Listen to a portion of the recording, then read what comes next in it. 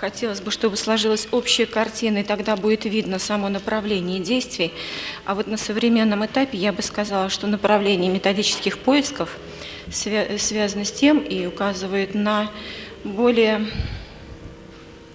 индивидуальный подход. Это прежде всего, но индивидуальный подход по муз-литературе – это, конечно, восприятие, развитие способности воспринимать мышление, а это, в свою очередь, ведет к поискам в области методики анализа музыки. В музыкальной школе, конечно, мы говорим об анализе музыки с большой долей условности. И анализ музыки нужен там для определенных целей, опять-таки для того, чтобы раскрыть индивидуальность ребенка, во-первых, во-вторых, для того, чтобы сложилось у ребенка впечатление, с одной стороны, целостное, а с другой стороны, очень личные взаимоотношения с тем, что он послушал. Если вот уже в прошлые 2 дня мы говорили, музыкальная литература послевоенного времени складывалась в большой степени как явление культурологическое, и сейчас есть много преподавателей, по крайней мере в Москве, которые считают, что только такой она и должна быть, и никакой другой. С другой стороны, есть преподаватели, которые категорически считают, что музыкальная литература должна быть связана прежде всего с анализом музыкального произведения, но никак с культурологией. То есть таких 2 лагеря, очень противоборствующих, уже можно заметить невооруженным взглядом. И в методическом совете это особенно столкновение ярко происходит. И даже вот в этой комиссии по новой программе, по новым учебным планам, в которые вот сейчас я вхожу, и мы работаем уже не 1-й год, 4-й год мы уже работаем в этой комиссии, собралось у нас 6 человек, преподаватель, ну плюс председатель. И тоже идет вот прямо противоположные 2 вот таких направления. И есть, вот как и в любой, наверное, области, преподаватели, которые пытаются найти рациональное зерно, прежде всего, то, что будет работать на перспективу и в одном направлении, и в другом направлении.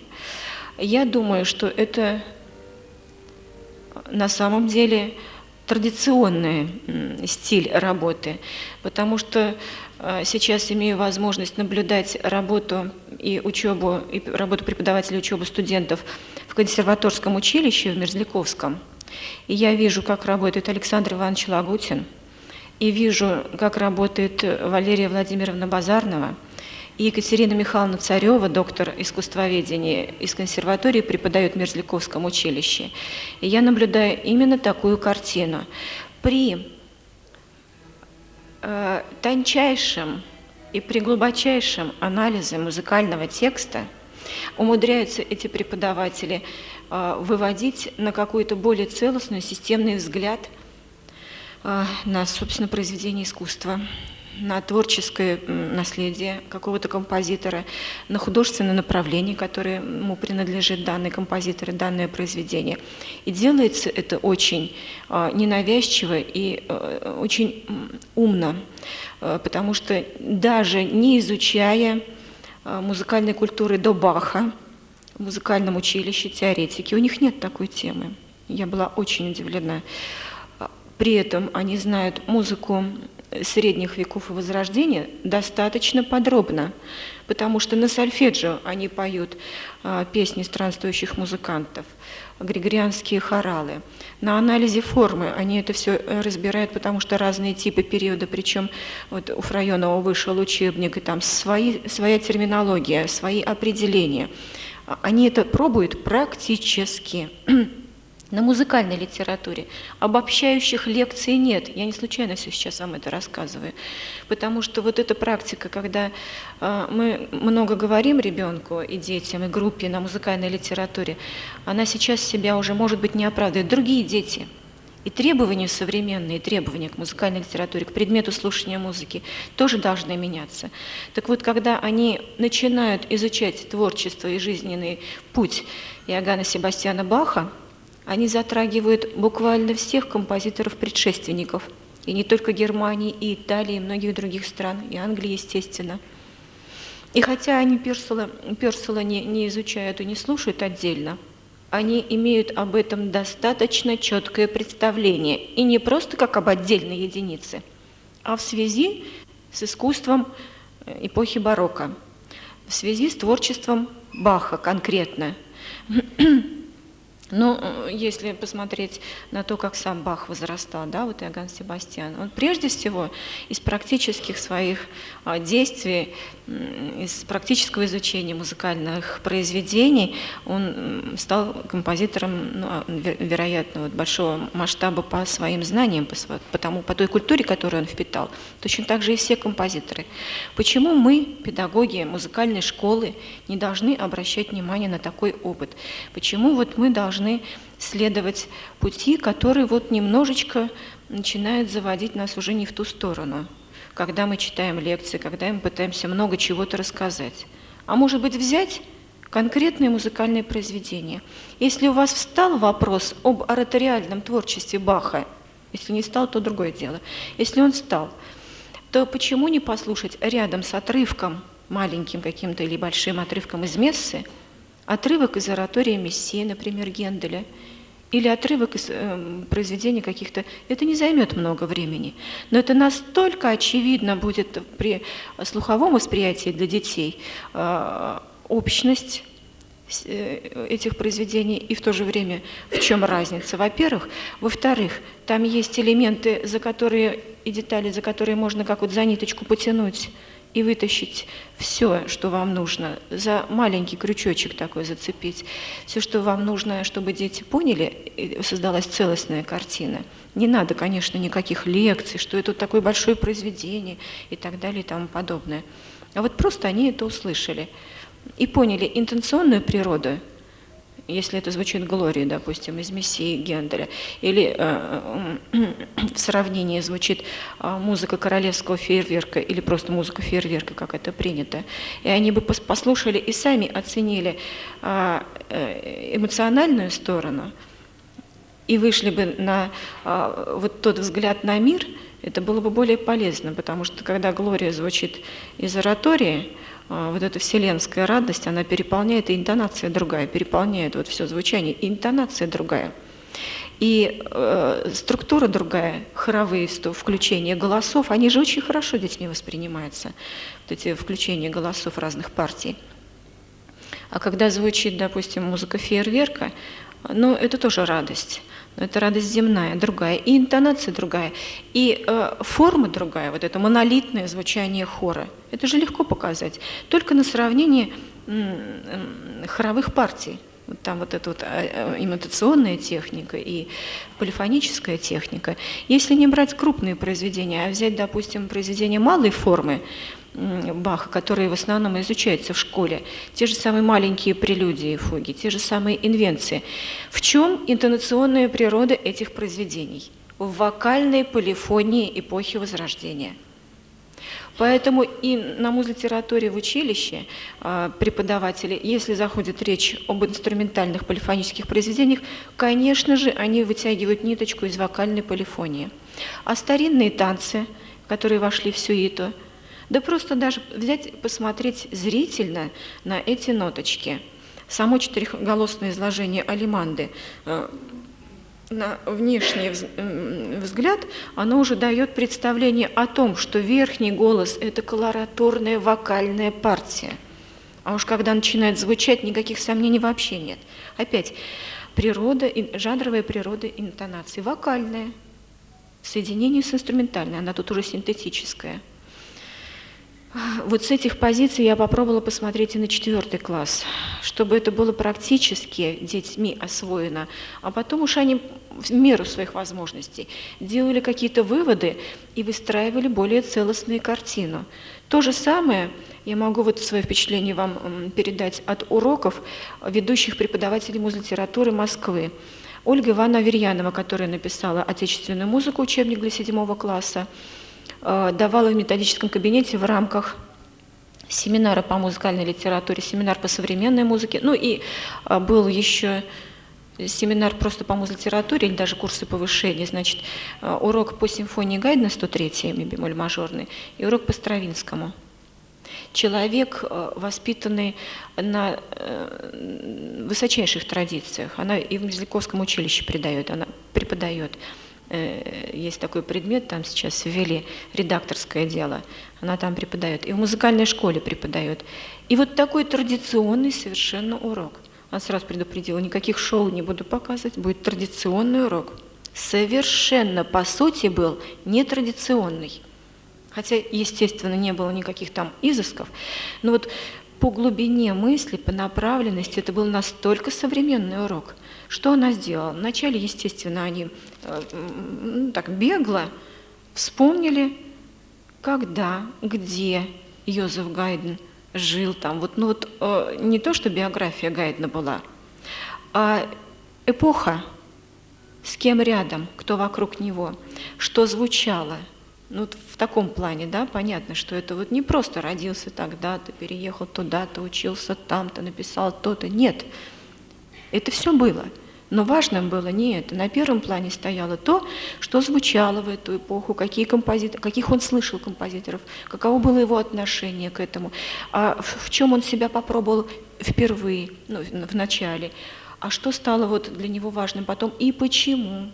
Потому что это классицизм, классицистское направление, потому что это театральное звучание, потому что это уже в инструментальную музыку пошло это театральное классицистское начало.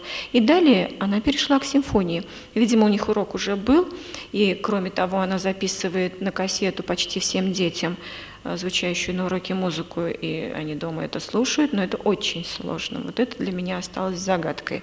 Послушать вторую часть симфонии Гайдна дома ребенку самому. Дойдет он до последнего звука? Я не уверена. Мне кажется, многие остановят это на каком-то этапе. Но если было предварительное знакомство, они послушали, и они смогли уже свое впечатление какое-то выразить. Конечно, она сказала, что целостного впечатления не может быть у детей такого возраста, но на то мы педагоги и стоим, чтобы как-то все связать. И она начала, знаете, с чего? Не с того, что это сонатно-симфонический цикл, сколько частей, какой оркестр, какая форма. Нет. Она взяла и поставила партитурку маленькую сюда, на пюпитр рояля. И детки все собрались и глазками смотрят на вступление. А во вступлении очень все легко и удобно видеть. И партитура стоит не для того, чтобы, как студенты училища следили, звучала музыка, они следили по нотам. Нет, не для этого. А для того, чтобы рассмотреть музыкальную ткань и внутренним слухом попробовать это уже воспроизвести. Первая страничка, там же легко, там же вступают фаготы, там тема звучит и все, там фактически 2-3 голоса. Посмотрели, где какой голос? Да. А теперь давайте, вы играете, там девочка села за фагота, а я сыграю мелодию там или еще что-то, да. И они сыграли с педагогом в 2 руки, потом 2 ребенка сыграли, самое начало. Для чего это? Не просто так, чтобы там показать навыки чтения с листа. Они, во-первых, услышали это темброво на фортепиано, а потом уже сравнили, как это будет звучать. Раз. Во-вторых, они это услышали малую секунду и сексту, интонационную структуру, которая будет уже на протяжении всей симфонии. Он ключик интонационный. И в-третьих, они услышали сам прием развития. Этого развертывания, да, к чему, откуда приводит, от до минора к ми бемоль мажору, да, этот путь тональный они тоже смогли практически уже почувствовать. Без всякого объяснения. Сами все рассказали. Я это рассказываю для того, чтобы каждый из педагогов, наверное, еще раз подумал, посмотрел, насколько современно то, что мы сейчас детям даем, насколько будет результативно то, как мы им рассказываем о музыке. А может быть, действительно оттолкнуться от их практического действия, от деятельности детей на уроке, практической деятельности. Может быть, это будет более продуктивно, и это окажется более современной методикой. Можно иметь много литературы, да, даже приезжает и к вам литература современная, большая. Если она есть у вас в арсенале, это еще не значит, что действительно педагог находится в русле современной методики. Она должна стать лично для каждого своей методикой. Для этого, конечно, нужно попробовать и поискать. А вот то, что мы имеем на руках и пытаемся, да, вот осознать, это еще не значит, что мы как-то развернулись и требования современные восприняли. Личный опыт будет по современным методикам. Когда вы сами почувствуете, отклик детей есть, тогда, значит, и ваша методика вливается вот в это русло современных поисков. И тогда она отвечает тому, что могут дети нашего времени, что им полезно, что принесет свои плоды. Теперь по поводу вчерашних уроков с первым и вторым. У меня даже язык не поворачивается называть это первый и второй класс. Когда мы разговаривали, я попросила вот первый и второй класс. Первый для меня 7 лет, второй для меня 8 лет. И вдруг приходят детки, такие уже достаточно взрослые. Вот, совсем не то, что я предполагала. И получилось, ну вот в первый класс, у которых там вот 8-летние в основном были дети, в принципе, это психологически почти одно и то же. А второй класс, который я ожидала, 8-летних детей, а там в основном 10-летние, ну 8 и 10 в основном были лет, совсем другое восприятие музыки. Из других позиций они ее и слушают, и сразу это вот в одно мгновение я поняла, потому что это не от сердца идет, а от головы. Видно было вам, да? Что они уже разумом ее воспринимают больше. То же самое говорят музыкальные психологи. Вот в лаборатории при консерватории, в которой работает Старчеус, Мария Семеновна или Сергеевна, сейчас вот могу перепутать, они вот как раз это принципиально доказали. Дети, которые учатся в музыкальной школе и занимаются с 7-летнего хотя бы возраста, у них слух музыкальный развивается на базе слуха до 9 лет. После 9 лет музыкальный слух развивается на базе интеллекта. И точно так же при восприятии музыки. Воспринимают они музыку слуховыми и эмоциональными какими-то вот своими вот возможностями. После 9 лет, а тут уже 10-летние дети были, они воспринимают музыку с помощью интеллектуальных своих возможностей. И, конечно, я сразу же развернулась и по-другому с ними начала, и больше на аналитическую сторону стала обращать внимание, а не на эмоциональную. Вы видели, что я не требовала от них так вот широко много эпитетов, там каких-то вот еще вещей, а сразу же аналитическое. Что звучит? Мотив, фраза, предложение, да? Уже от них можно потребовать было. Но им надо было другой материал подготовить музыкальный, а у меня его не было. Если бы я знала, что это будут дети 9-10 лет, я бы принесла им, например, Александра Невского. И былины. Я бы начала с ними слушать и попробовала бы спеть одну былину какую-то. Сначала глазами посмотреть. Да? Вот что-нибудь такое. Я бы основывалась уже на каких-то эпических интонациях. И мы попробовали послушать, как эти интонации эпические воплощаются в классической музыке. Я бы сделала с ними вот это. Да даже тот же «Рассвет на Москве-реке» тоже можно было бы. Но тогда мне нужно было сначала принести протяжные песни. И тогда бы я смогла их подвести и вывести на интенционно-жанровую природу вот этого произведения. А во втором классе мы «Рассвет на Москве-реке» слушаем не с этой позиции, а с другой позиции. Хотя и с этой тоже, но это не главный акцент. Понимаете, одно и то же произведение слушать в разном возрасте можно с разных позиций. Поэтому и в слушании музыки много таких примеров, кажется, трудных с одной стороны, а на самом деле... Вот я хочу, чтобы вы обратили на это внимание. Здесь нам нужны эпические интонации, интонации протяжных песен, да, вот с 10-летними детьми. А с маленькими детьми совсем другое. Вот. Там может быть по стилю и по приемам развития, связанных с этим стилем, но не так подходили бы. Итак, сегодня такой клич методический к вам. что перерабатывайте современную литературу. Ваш личный опыт, ваш личный вклад, ваше мастерство прикладывайте, и только тогда вы поймете, что действительно находитесь вот на пике современных поисков в методической области.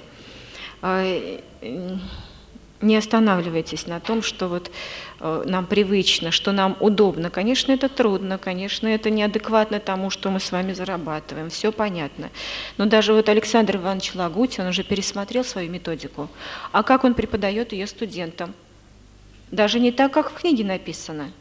Те же самые таблицы, они у него совсем другой вид имеют. Если этот оперу проходит, у него тоже таблицы есть. Но это таблица, в которой вписано только самое важное и ключевое, то, что детям нужно на этом этапе, в 4 классе. А в других классах уже другие таблицы. Если это таблица по жизни и творчеству, там идет не по годам, а только по периодам творчества. И крупно, чтобы это воспринималось одномоментно.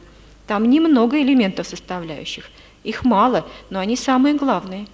И они показывают стилистические направления, показывают творческие направления и в то же время по периодам как-то расставляют акценты. И к тому же еще аналогии проводятся между другими композиторами. И вот все это в табличку входит очень компактно. Так что вот, пользоваться наглядными пособиями – это наше правило золотое, да? Наглядность, первое правило дидактики, как говорят. Но к этому тоже надо подходить с современных позиций. Конечно, дети зрительно воспринимают сейчас лучше. Ну а теперь вернемся к предмету нашего разговора. Я, как и обещала, сегодня принесла эти тетрадочки детей и их письменные работы. И я думаю, что и вот то, что я хотела дать как бы для развлечения, один урок еще. И я думаю, что вот то, что касается тетрадочек и письменных работ, это тоже достаточно показательно, потому что, ну а что еще? Вот мастер-класс это да. А вот то, что они пишут и как это все выглядит, на самом деле это продукт нашей деятельности в большой степени. Так. Вчера на показе своего урока я немножко рано выключила, там еще девочка играла свою сказку «Снегурочка». Но не будем ее включать, я просто покажу, она даже записала с бабушкиной помощью, но тем не менее. Ну, сам текст.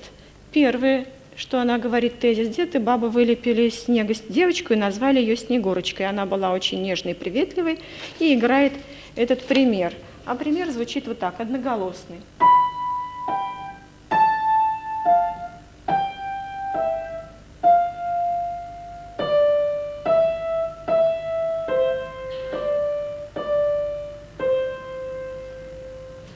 Второе, что она читает: летом побежала она с подружками в лес и начала играть. Вот играет почти так же, вот как я, фактически.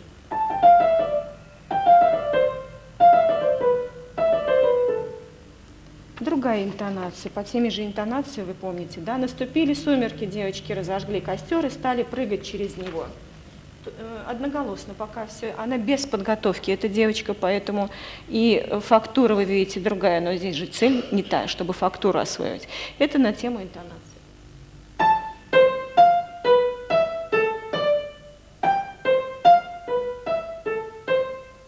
И последнее. Захотелось прыгнуть из Снегурочки, разбежалась она и прыгнула, и растаяла.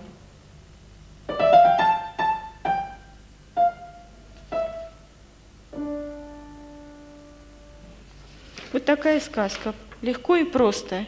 Но это уже композиция целостная, это уже индивидуальный подход, это уже творчество. А в творчестве они показывают, умеют применить они свои знания или не умеют. Насколько они вот уже этот механизм поняли и могут воплотить. Очень важно. Есть еще другие примеры сочинений детей. Например, вот уже когда более подробно с вариационным методом мы знакомимся, развитие, елочка, маленькой елочки, вот такой пример вариации. Теперь, значит, на прием полифонического развития, вот преподавательница, которая 2 года была у меня на уроках, она тоже мне принесла, видимо, способная девочка, потому что она вдруг сочинила контрастную полифонию, 2 голоса. Может быть, с помощью записанной, я не знаю, нет, сама писала. Сама, но достаточно сложный пример на контрастную полифонию. Полифония детьми в этом возрасте осваивается не очень легко, а тем более в сочинениях использовать. Это уже высший пилотаж, можно сказать, для данного возраста. Ну а теперь все-таки, что же касается программы 2 класса. Я пойду тем же путем, что и вчера по программе 1 класса. У вас сегодня будут учебники, все 4 книги, как Иван Иванович очень вошел прямо именно в тот момент, когда я заговорила про учебники. После обеда будут, да? Угу. То есть они прилетели. 2 класс оказался вот и в эксперименте, и в семинарах наиболее трудным. Для того, чтобы найти именно методические пути освоения педагогами данной темы. Не детьми, а освоения педагогами данных тем. Как я уже говорила, я очень много консультировалась с преподавателями средних и высших заведений по всем пунктам материала этого 2 класса, и музыкального материала, и понятийного материала. Конечно, эта программа авторская, но она достаточно переработана для того, чтобы стать примерной. И тем не менее, все равно ваш труд здесь будет приложен достаточно много. И всего лишь потому, что входят в программу 2 класса такие понятия, которые трудно уловимы для формального определения. Что такое музыкальный образ? Что такое музыкальная тема? Нельзя определить музыкальную тему, об этом и Асафьев говорил. Можно только сослаться на темы фуг Баха, на темы сонат Бетховена, например, да? Тема, как вот объект исследования в музыковедении, стала звучать совсем недавно. Вот я училась, когда в консерватории, вот она тогда начала звучать. И то потом как-то это все заглохло. Валькова, вот она сейчас в Гнесинской академии работает, она занималась этой проблемой. Музыкальная тема, что это такое? А мы детям объясняем. Но мы берем примеры совершенно безусловные какие-то, правда? Вот на это обратите внимание, чтобы не было примеров таких, которые вызывали бы сомнения по форме или еще как-то. То, что вот точно подходит, вы знаете, это и берем. Что еще? Содержание музыки. Одна из основных тем 2 класса. Да это вообще категория философская.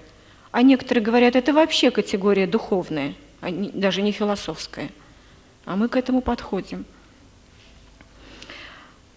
Содержание музыки, конечно, связано с художественным образом. Это тоже категория философская и тоже духовная. Как касаться этих вопросов? Насколько приемлема трактовка наша личная всего этого? А она неизбежна, потому что мы с вами люди, сформировавшиеся со своим взглядом на жизнь, на мир. Но при этом мы должны учитывать, что композиторы еще более богатые натуры, да, вот люди творческие, жили в разное время, в разных эпохах, в разных странах. А какое было мировоззрение тогда? А как говорить об этом детям? Вся западная музыка, да и русская музыка – это христианское мировоззрение музыка. Национальный компонент. Сейчас в музыкальных общеобразовательных школах города Москвы очень много детей из Азербайджана, Армении, Чечни. Очень много детей. Мы с ними говорим о музыке европейской. А как учитывать их национальный компонент? В вашей республике ваш национальный компонент тоже надо учитывать, правда? И вот делать какие-то вот такие подходы, которые бы на самом деле имели эффект педагогический. Далее. Категория развития в музыке. Какое развитие? Оно бывает тональное, гармоническое. Это все привычно.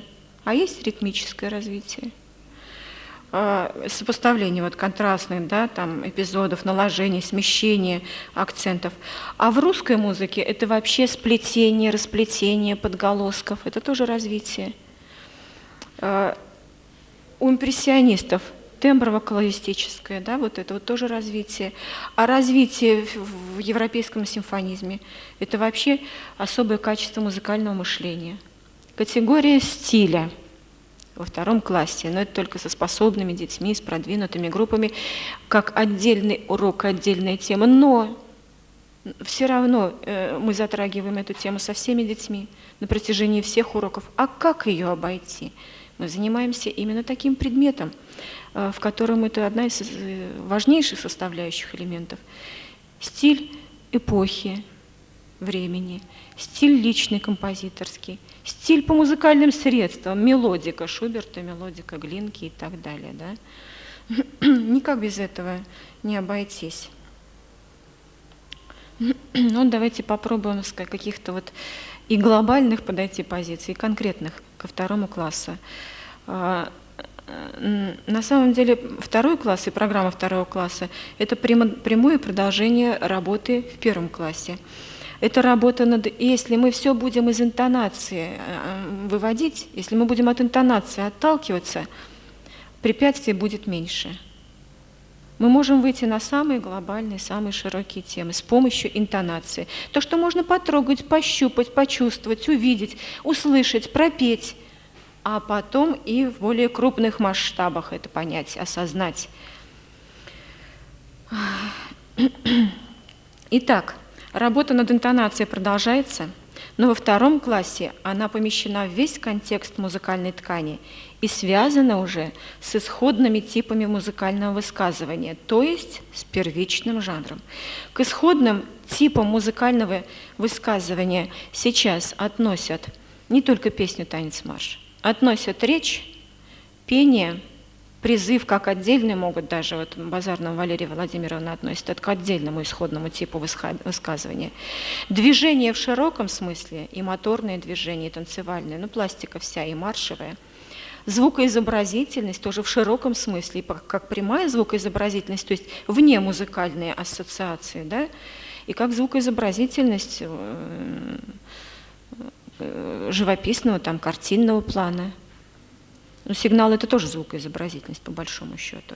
То есть вот интонация помещена в весь контекст и с первого же урока связывается с первичными жанрами, если говорить легко и просто. Какие практические задания всегда, вот и здесь как отдельный пункт в методическом пособии на каждом уроке, практические задания, они, конечно, условные, они, конечно, примерные, но что-то работает безотказно, что-то не всегда срабатывает. Итак, в первую очередь после первого класса, после 3 лет каникул, естественно, проводим викторину, но под каким-то определенным взглядом, углом зрения. Или я, вот как вам уже говорила, я напишу на доске гомофония, полифония и играю с этим прицелом ребятам, да? И они сразу же вспоминают, а почему гомофония? И весь комплекс музыкальных выразительных средств вытекает, вот за эту ниточку я дерну. Может быть, вы что-то другое придумаете, с фактурой связано, потому что про фактуру мы говорили в 1 классе, но это было не на том уровне. Фактура вот в конкретных проявлениях. А здесь вот в контексте всего музыкального произведения, да еще в связи с первичным жанром, да еще в связи с первой темой 2 класса музыкальный образ. Не просто характер, не просто настроение, а именно комплекс всех средств выразительности. И к тому же еще в развитии. Итак, викторину мы провели, кроссворды по музыкальным терминам провели, послушали старые произведения с прицелом на то, какой музыкальный образ. А образ музыкальный очень легко отталкивается от первичных жанров, потому что это уже жанровая основа. Вообще анализ музыкальных произведений сразу идет легко, если вот именно начинать с жанровой основы. Но жанр в разных смыслах, вы тоже понимаете. Это первичный жанр, это музыкальный жанр, это вот как вот Середа Валентин Павлович предлагает, вокальный, инструментальный, соло, ансамбль, хор. Если основываться на этом, можно очень много из этого вытащить и по содержанию. «Золотой петушок» работает великолепно. Вот много раз я проверяла, без названия даю. Не все дети, и бывают такие группы, вот 1 класс, вчерашняя группа, это очень хорошая группа. И пожелать можно было бы всем преподавателям побольше таких групп. Дети читали то, знают то, рассказывают про это, и слышат это, и все понимают и осознают. И ушки хорошие к тому же. И даже играли на фортепиано лучше, чем второклассники. Вот, там даже с постановкой руки какие-то вот непонятные вещи были у второклассников. Вот, так вот, заметили, да? Но это вот не наш вопрос. Так вот, «Золотой петушок», хотя бы один ребенок в группе, ну, найдется, который читал, и который вдруг скажет, что называется это вступление к опере, не знаю, какой опере, но опера «Сказка», и, конечно, Римский-Корсаков, и, конечно, я им сначала сыграю отрывок из сказки о царе Салтане.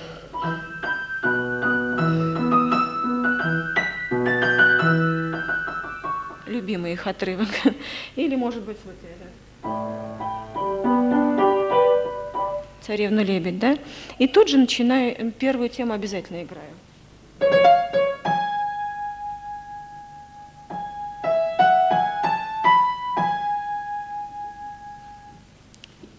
И начинаются вопросы. Вот как их задать, как их поставить, на что похоже, что напоминает, о чем говорит, вот такого типа вопросы. И они тут же начинают разные варианты предлагать, и очень интересные бывают варианты. Какое-то, не это произведение, какое-то другое. Вспомнила. Вот это.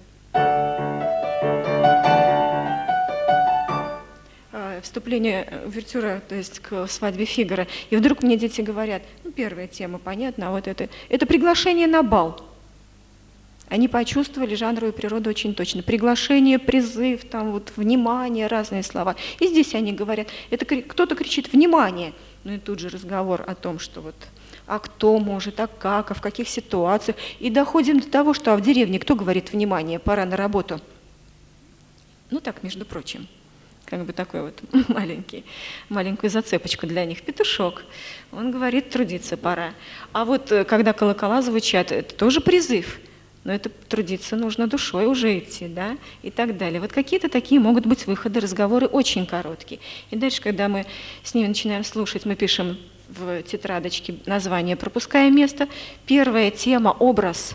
Музыкальный образ только как темы, пока мы с ними рассматриваем, потому что тут начинаются уже музыковедческие вопросы. Вся сонатная форма в симфонии, вся первая часть сонатная аллегро можно рассматривать как единый образ, правда? Вот с детьми маленькими, там 2 темы причем, или 4 темы, а с маленькими детьми только тему образ рассматриваем, а потом ее в развитии. Первая тема образ. Пишем вместе, говорю, диктуйте, мы пишем. Призыв. Почему? Что в музыкальной речи вы наблюдаете, что говорит вам о призыве? Четкий ритм, на марш похоже, они мне говорят. Дальше, движение, мажор звучит, движение вверх направлено, да по звукам аккорда какого-то, какого, мажорного трезвучия. То есть вот эти элементы мы выписали. А как вы думаете, какому инструменту поручить? Ну, конечно, трубе. Ну и слушайте, пожалуйста, вы молодцы. А вот тут же написали заранее 2-я тема «образ» и 3-я тема «образ». Местечко оставили. И дальше, когда мы слушаем, начинаются комментарии во время звучания. Этого с маленькими детьми не избежать. Но уже даже и на музыкальной литературе и Лагутин этим пользуется, хотя раньше категорически запрещалось. Они должны быть, конечно, очень корректными. И так, чтобы не мешать именно логике музыкального развития, воспринимать ее. Вот. Но тем не менее, зазвучала 2-я тема.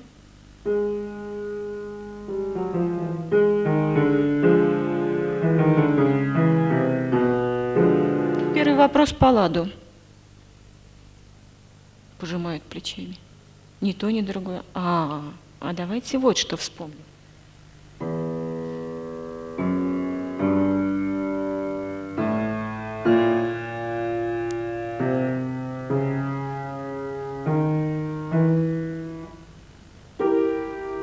Не знают, что такое уменьшенное трезвучие, но знают, что это тема «Морского царя» из «Колыбельной Волховы». Вспомнили, и даже мы же играли, вы видели, да, каждый ребенок подходил, играл, трезвучие помнит, меньше какое-то вот сжимают ощущение сжатия. Ну, говорим иногда уменьшенное трезвучие. Так вот, может быть, тут то же самое, послушаем еще. Еще можно добавить и дальше. И тут же начинаются такие откровения у детей, которые я, взрослый человек, могла в себе и не заметить, слушая тему шамаханской царицы. Да, это потом выясняется, что это шамаханская царица. И что-то есть такое, что вот приманивает, заманивает, обольщает. Они это слово не говорят, но вот в таком смысле эпитеты происходят. Что-то такое, что вот вьется как что-то ароматное. Вот они с каким-то таким дымком даже связывают вот современное восприятие, между прочим, да, наводит на мысли. Вот, и притом вот в такие сети попадаешь, оно зачаровывает, заманивает, и прямо эти слова пишут, характеристики образные. И потом начинается извилистая мелодия, а эта тема нам пригодится и позже. Это же секвенция, да еще вниз. Вот когда секвенция вверх направлена, один характер, а если она вниз направлена, другой совершенно смысл этой секвенции. И вот она как бы растворяется, и все растворяется. И вот также она решила, что все растворится. И на той земле, на которую она пришла, все растворится под ее руками и так далее. Ну и потом начинается вот этот простор. И дети тут же воспринимают, что это какой-то космос, что-то сверкающее. Иногда говорят, что капельки, разные бывают, да? Но тем не менее, посмотрите, в практической деятельности они сами выводят важные вещи теоретического плана, важные понятийные моменты, как музыкальная речь создает музыкальный образ, как работает этот образ восприятия, что мы ощущаем. И между собой они соотносятся? Соотносятся. Что выстраивается? И вот начинают рассуждать. И хотя бы один ребенок скажет, что это вступление к золотому петушку. Ну и тут, конечно, тоже уже обобщение можно сделать. Я просто более подробно первый урок рассказала, потому что он открывает путь ко всем остальным урокам. Во-первых, мы по-другому подходим к средствам музыкальной выразительности, с точки зрения музыкального образа и жанра уже. Не называем слово «жанр», вообще у меня не звучит во 2 классе, зазвучит в 3 классе. Ну, может быть, где-то с кем-то и как-то бывает, но в принципе нет. А далее идет несколько уроков. И 3-й, и 4-й урок – это тоже музыкальный образ. Только вот именно обращаю внимание, какие важнейшие средства выразительности участвуют в создании музыкального образа. Есть в пособии табличка с блоком вопросов. Первый блок вопросов. К чему относится? К песне, речи, танцу, маршу, движению какому-либо, к звукоизобразительности. И ряд произведений, которые слушали в 1 классе. И они пишут либо по одному слову, либо по несколько слов, что касается вот блока вопроса первых, напоминает речь. А за этим стоит уже целый ряд разных других смыслов. В музыкальном языке то-то. И приносят на урок, я смотрю, у тебя не хватает вот этого, у тебя не хватает вот этого. Не по всей таблице могут они, там много примеров. Я говорю, выберите 2, 3 примера. Некоторые все примеры записывают, это домашнее задание. На уроке мы с этой таблицы уже я пробегаю, просматриваю и говорю, вот находка какая. Иногда действительно бывает удивительно схвачен музыкальный образ и найдено слово. Это же еще интеллектуальное развитие и эмоциональное развитие в целом. А здесь мы должны подойти к восприятию контраста, дополнения, то есть как между собой связаны музыкальный образ, художественный образ, как они между собой соотносятся. Поэтому мы слушаем, и не только поэтому, отрывки, фрагменты из балета Прокофьева «Ромео и Джульетта». Очень много было тоже всяких вопросов по этому поводу. И есть такой старейший педагог в Москве, Мария Романовна Левина. Она работает и как методист, и преподает методику в разных учебных заведениях. Она взяла очень давно вот эту программу и работает по ней. И она мне часто говорит, я не даю детям из «Ромео и Джульетты» пока что во 2 классе. Я не могу, я не понимаю как. Мне надо с вами поговорить. И последний раз мы с ней виделись на методическом совете. Она говорит, я попробовала. Вот. И получается так, что сначала кажется, нет, невозможно. А на самом деле, когда попробуешь, думаешь, да без этого дальше никак нельзя. И выяснилось, почему она не могла. Она подумала, что я танец рыцаря даю целиком. Я говорю, ни в коем случае, середину не надо давать. Мы слушаем только 1 раздел формы, сам танец рыцарей. А вот серединку, где там уже там сольно идет их как бы выступление, мы не слушаем пока. Это позже, это не нужно. Там достаточно. И вот мы когда послушали, запоминается сразу же танец рыцаря, любимое произведение. Образы, Джульетты образ, и кто ее окружает. Вам понятно, металлические доспехи слышны? Конечно, слышны. Почему? Потому-то, потому-то, потому-то. А вот атмосфера общая, враждебная атмосфера. А она к концу вот как-то растворяется или она усиливается? Она усиливается. А почему она усиливается? А вот почему. Тут ни одна тема, ни один музыкальный образ. Оказывается, еще вдруг на эту первую тему, на эти вот взмахи по звукам трезвучий, пунктирный ритм, накладывается тема в минорном ладу. Что тут особенного? А вот что особенного, перечислили. И поэтому она в соответствии с первой темой, как этот образ воздействует, усиливает ощущение враждебности, агрессивности, металлического какого-то звучания. И на доске я могу даже написать несколько слов. Как же я последний раз делала, вот тоже в методичке нет. дополняет одно слово, усиливает одна тема другую, и еще что-то третье я писала. Ну, не буду терять время вспоминать. И они вот смотрели на это, чтобы им помогло это выбрать. Выбирали все, усиливает, конечно. Впечатление первое усиливает то, что заложено в первом музыкальном образе. Ну и тоже идет ряд. И, конечно же, Золушка. От Золушки отталкиваемся. Тоже великолепно слышат темы Золушки, великолепно их анализируют на своем уровне. Ну а уж «Ссора сестер» — это вообще для них находка. И музыкальный язык Прокофьева, между прочим, и стиль очень хорошо они чувствуют и говорят вот об этой диссонантности, хроматичности звучания в связи с образом. А как же иначе еще? Вот колючки такие. Мотивы короткие услышали, и они очень колючие, прям мотивы колючки, они говорят мне. Да еще и потому, что это и лад очень остро звучит, тоже без всяких разрешений, такие обостренные ступени.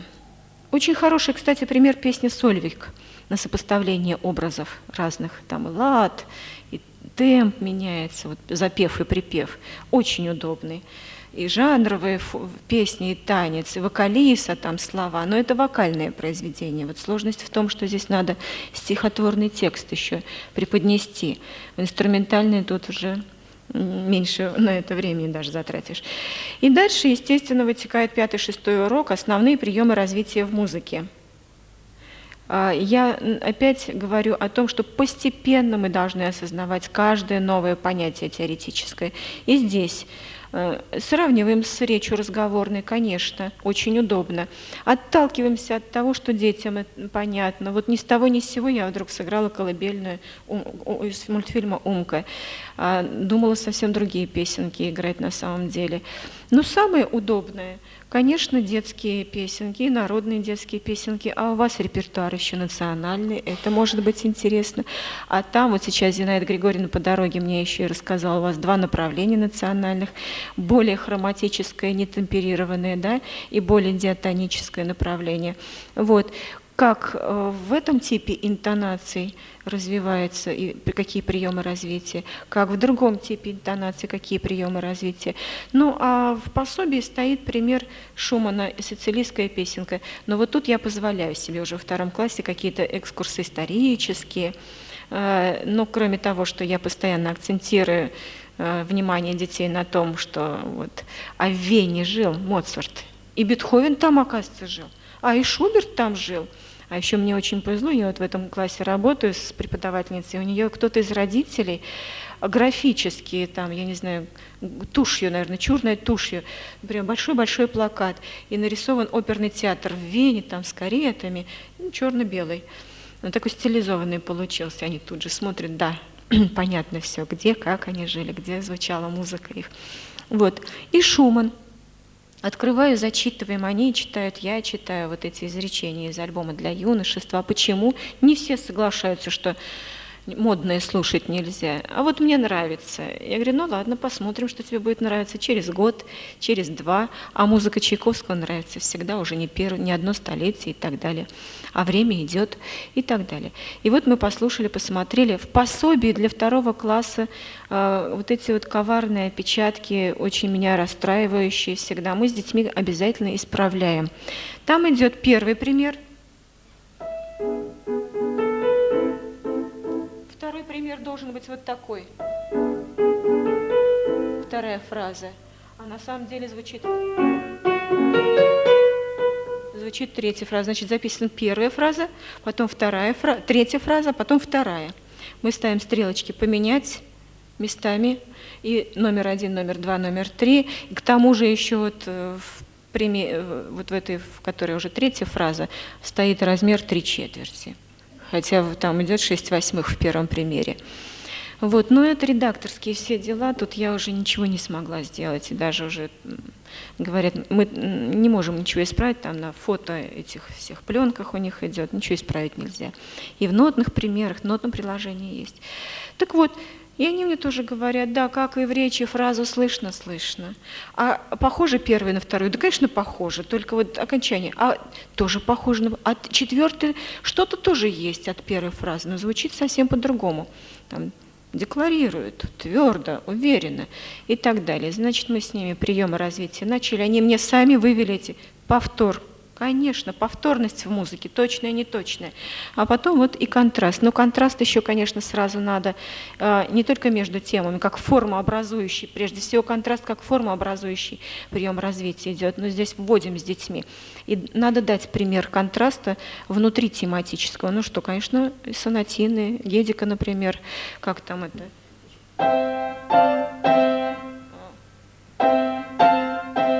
Сонатина Гедики, вот сейчас пытаюсь прям по памяти сразу вспомнить. Это вопрос-ответ. Или Моцарт.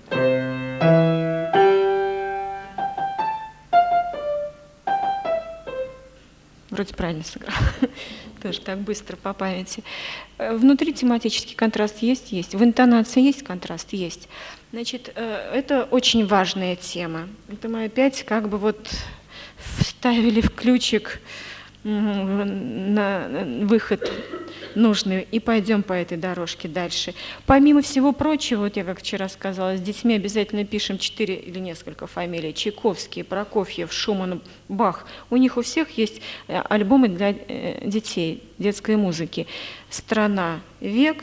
И вот у них уже как бы зрительно это все перед глазами.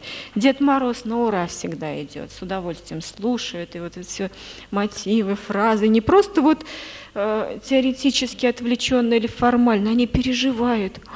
Ну надо же, какой Дед Мороз, ну надо же, какие интонации. Ну наконец-то вот колокольчики зазвучали, вот елочки засверкали там в средней части. Всегда эмоциональный урок проходит. При всем том, что они такими понятиями уже оперируют, достаточно сложными. И вдруг я отступаю, приемы развития бросаю и говорю о содержании музыки. Потому что очень легко удариться вот в этот вульгарный анализ. И я всегда вот раз и отодвигаю их от этих тем, от этих понятийных моментов, и мы говорим о содержании музыки. Содержательные вопросы вот этих формообразующих элементов музыкальной ткани, вопрос, который стоит всегда как бы на грани, на лезвии каком-то. Вот нельзя ни в одну сторону, ни в другую сторону упасть, ни в сухое теоретизирование, ни в вульгаризацию текста. Вот как это сделать? Попробуйте, поищите. Я для себя нашла такую форму, и она вроде бы работает. Слушаем даже и сложные произведения. Вот тот же самый увертюру к свадьбе Фигаро, но она легко выводится по содержанию. «Безумный день» — второе название оперы. За один день происходит столько событий, и так разворачивается отношение людей друг к другу. Ну, буквально в 2 словах можно сделать. И потом, когда мы слушаем, я говорю, первую тему, конечно, обсуждаем отдельно. Я наигрываю, точно так же первая тема образ, вторая тема образ, это уже у нас как схема идет. И они потом будут вписывать. Про первую тему отдельно. Слишком быстро она проходит. Я наигрываю, они слушают, говорят, что образ суеты, средства такие-то. А вот дальше уже вторая тема. Когда они слушают, я им показываю. Звучит первая тема, и они тут же. Вторая тема с комментариями чуть-чуть. Третья тема началась, ну тут совсем другое все. Тут личное «я» выходит уже, усиливается личное «я», и в то же время оно другой интонации, природа интонации другая. И четвертый, ой, счастливый финал. Кто-то мне тут же в комментариях сказал, ну что еще может быть более точное в определении этой 4-й темы. Хотя я получила, конечно, замечание тут же от Дадиомова, одного педагога. А про 5-ю тему вы не говорите? Я говорю, нет, не говорю. Детям этого не нужно. В побочной теме сейчас уже начали. Раньше этого тоже, по-моему, так склонны были считать, что это вот тема и ее развитие. А сейчас даже в учебнике я посмотрела, 1-я тема побочной партии и 2-я тема. Та-ра-ра-ра-ра-рам, вот это как 2-ю тему побочной партии считается. Я много думала над этим вопросом. Мне кажется, музыковедам надо еще поразбираться с этим, поскольку появление 2-й побочной темы в сонатной форме Моцарта происходит, на мой взгляд, всегда другим способом. Он ее не готовит, он ее преподносит как новый персонаж. именно как новую тему внутри побочной партии. А здесь эта вторая тема непосредственно вытекает из развития первой темы. Она уже заложена в подголоске. Когда звучит первая тема, она уже заложена. На мой взгляд, это не характерно для стиля Моцарта.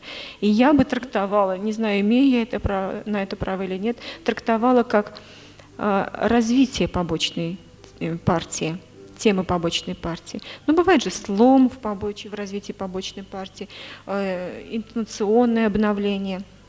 И так ведь тоже можно, правда? А уж на детей сваливать все наши проблемы, это совсем не гоже. Поэтому я говорю, это развитие. Вот, а что происходит? События какие-то происходят? Да, вот мы комментируем, зазвучало иначе, более речевая основа здесь уже, ну и так далее.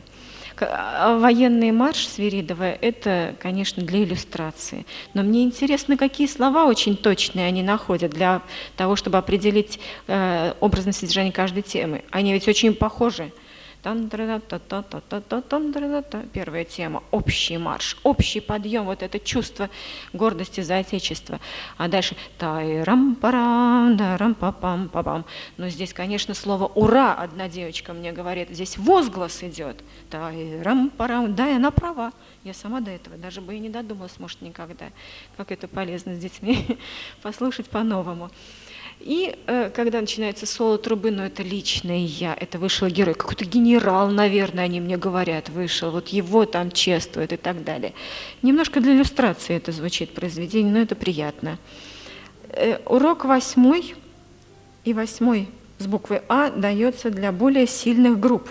Представление о музыкальном герое. Мы сказали, что содержание музыки может быть самое разное. Не только сказали, записали в тетрадочку. Но о чем говорят музыкальные звуки? В первую очередь, через разное содержание, через разные музыкальные звуки, образы, то есть через разные персонажи музыкальные, о чувствах и мыслях. На каждом уроке я задаю этот вопрос. Образов много разных. Но о чем говорит вам сквозь этот образ композитор? О чувствах и мыслях должны слова эти звучать из урока в урок, чтобы не давать вот опять сбиться вот конкретные трактовки. А кто же зажигает эти чувства и мысли?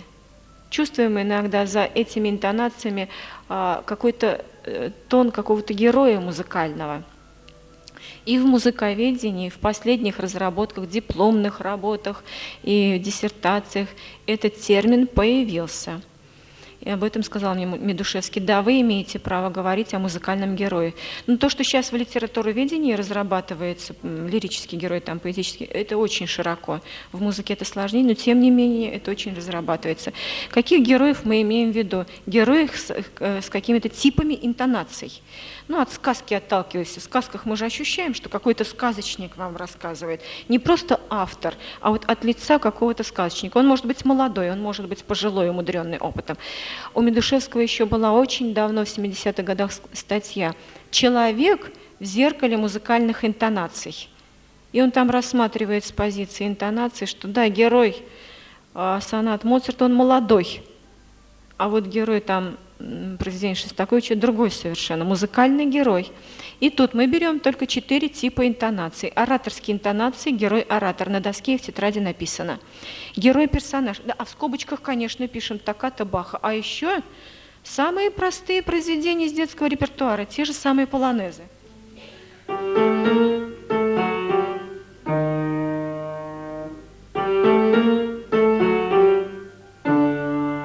Это не личное собеседование, заложена ораторская интонация. Некоторым детям говорю, что это эпоха барокко, это время, в которое было распространено вот такое здание оперного театра, оно очень было для эпохи барокко, большое здание, гулкий звук, и слово какое должно звучать, и в то же время много скульптур, много орнаментов, лепки много-много. А, между прочим, подсказала одна девочка вот этот пример. Она принесла этот пример на приемы развития. Тарарам, мотив, тарарам, мотив, та, заканчивается на 6-й ступени. Неустойчиво. Ждем? Ждем. Соль, ля, си, ля, фа, соль, ре. На расстоянии ми бемоль в ре разрешилось. И дальше обобщающая фраза, приходим куда-то дальше, да? И оказалось, это для того, чтобы понять интонацию героя-оратора, тоже важно. И в скобочках записали герой-оратор, токкато и Полонез Баха. Герой-персонаж, увертюра Моцарта. Ну и ария Фигаро, тут много можно. Персонаж, кстати, вот турецкая ронда это тоже персонаж. И в этом смысле, вот в ту таблицу, которую Светлана Владимировна показала, в этом смысле вписывается как герой-персонаж. Но как понятие о классицизме, этого недостаточно. Если там в этой таблице стоит отношение к театру классицистской инструментальной музыки, тогда мы должны и пример другой приводить. Этот пример годится, но он недостаточно полно отражает эту таблицу. Далее, герой лирический, болезнь куклы и много других произведений вспоминаем. И герой-повествователь, это посложнее. Ну, когда мы вспоминаем сказки, это тоже достаточно. И драматический, эпический жанр. Ну, или какие-то другие, допустим. А произведения из первого класса я вспоминаю вот такое.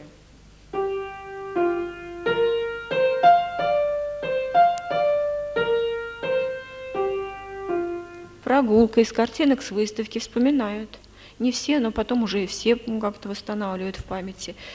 Интонация какая неторопливая. Она очень личная, она вовлекает нас вот в свои чувства. Нет, она как бы вот спокойно, со стороны рассматривает то, что со стороны картины. Вот. Это значит повествователь у нас, не эпический пока герой, повествователь. И дети хорошо это понимают. Повествовательное предложение, да-да-да, в школе проходили. Вот я говорила, весь опыт жизненный детей, он тут звучит. И дальше я им наигрываю примеры разных лирических героев. Без всяких слез Гречининова есть в пособии. И пьеса «Мама» из детского альбома Чайковского. Лирический герой, да, и там, но без всяких слез вот эта простота, какая-то непосредственность, наивность.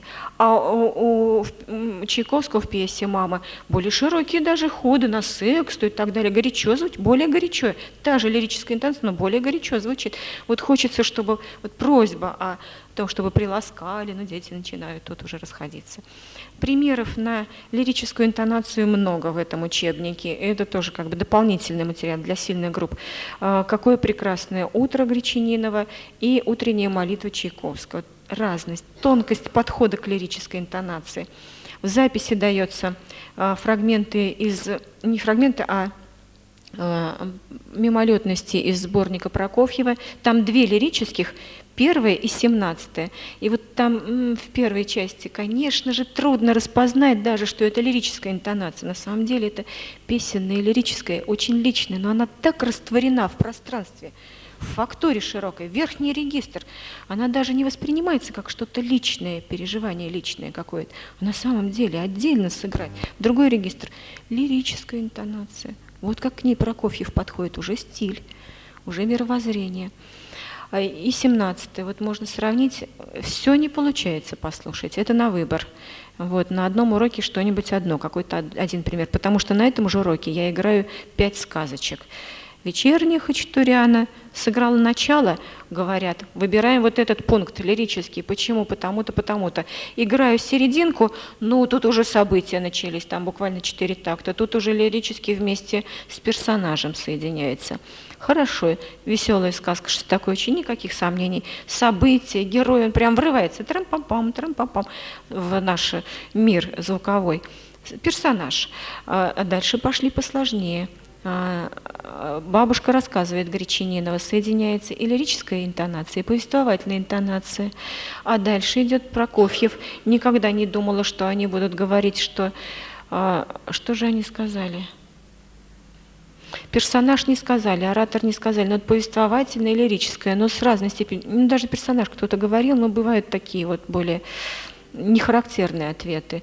Связали 2 типа интонаций. Но вот про Татьяну Родионову я вам уже рассказывала, былина Татьяны Родионовой. И для меня это было открытие. Это они мне сказали, что ораторская интонация слышала. А колокольность – это же эпический жанр.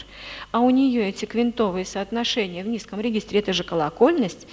А вот эта повествовательная интонация «Жил Святослав 90 лет», которая изложена аккордами в утолщении, она же усиливает эпическую интонацию, она ее делает действительно какой-то более вселенской, более ораторской. И дети это почувствовали. Удивительно было для меня. Музыкальные стили. Разные могут быть подходы к этой сложной теме и только для сильных групп. С точки зрения героя очень удобно лирический герой Прокофьева, лирический герой Чайковского. А вот вы послушайте, какая интонация.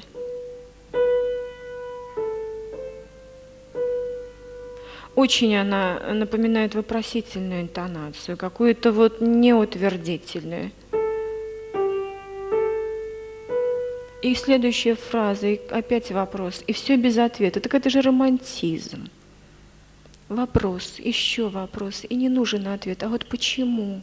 А почему так грустно? А почему так радостно на уровне детей? И не нужен ответ. Вот просто ах, а почему? А вот совсем по-другому у Моцарта. Те же самые сонатины. Тоника, остановка на доминанте. Та же самая фраза с доминанты на тонику.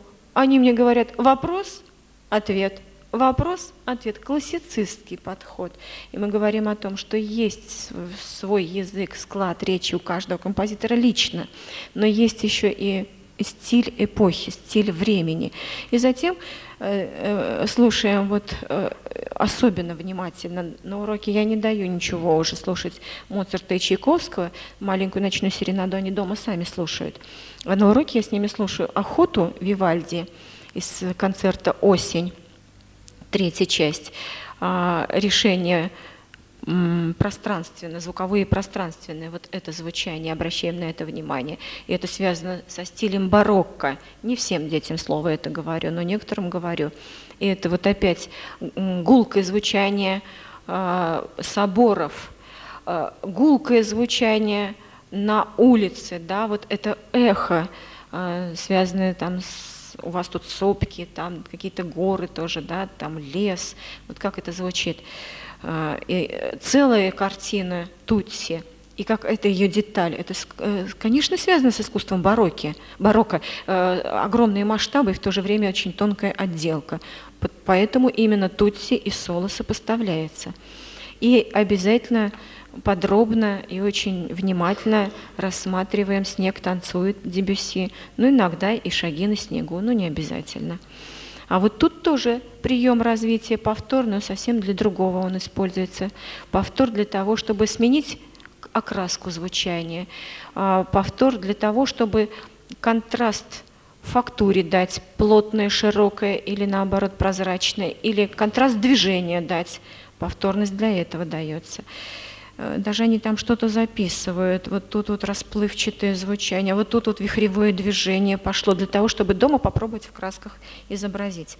9-10 уроки продолжают приемы развития, основные приемы развития, но, как я говорила, каждый класс содержит стержневую тему, и мы берем как бы ключик, вначале вставляем в скважину, а потом распахивается дверь, и мы все шире и шире. И вот тут вот восприятие более широких, масштабных уже разделов, восприятие темы целиком. Может быть, кто-то подумает, ну это опять училищная тема. Пары периодичностей, суммирование и дробление. Даже в этой методичке так это написано. Но когда я прихожу на урок, я детям говорю, сегодня мы с вами будем петь песенки и читать стишки. Детские песенки, народные песенки.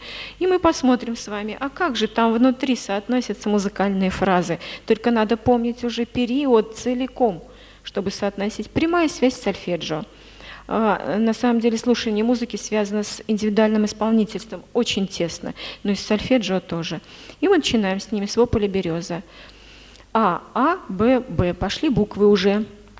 А буквы нам понадобятся потом и в форме. Сначала маленькие буквы, а в форме будут большие буквы.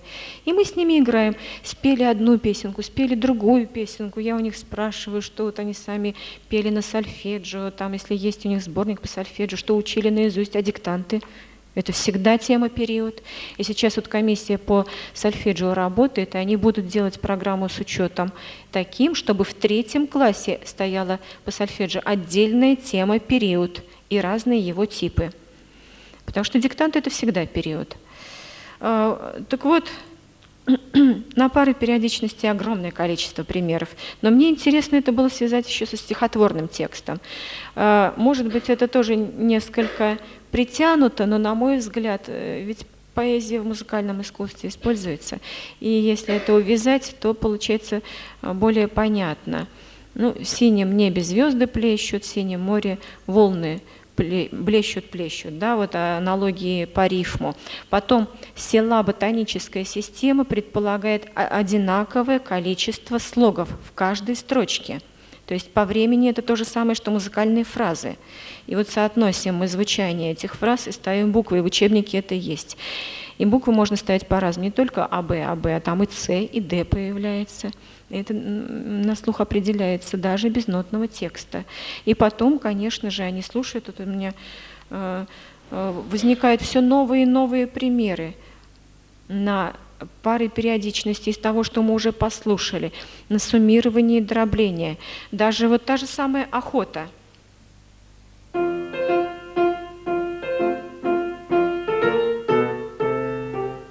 Таэра-там-пам. Рисуем. Таэра-там-там. Маленькая. Таэра-там-пам-парам. По времени большая. 1 плюс 2 они мне говорят. Что это? Сумма, суммирование. Вот. И даже вот потом мы слушаем.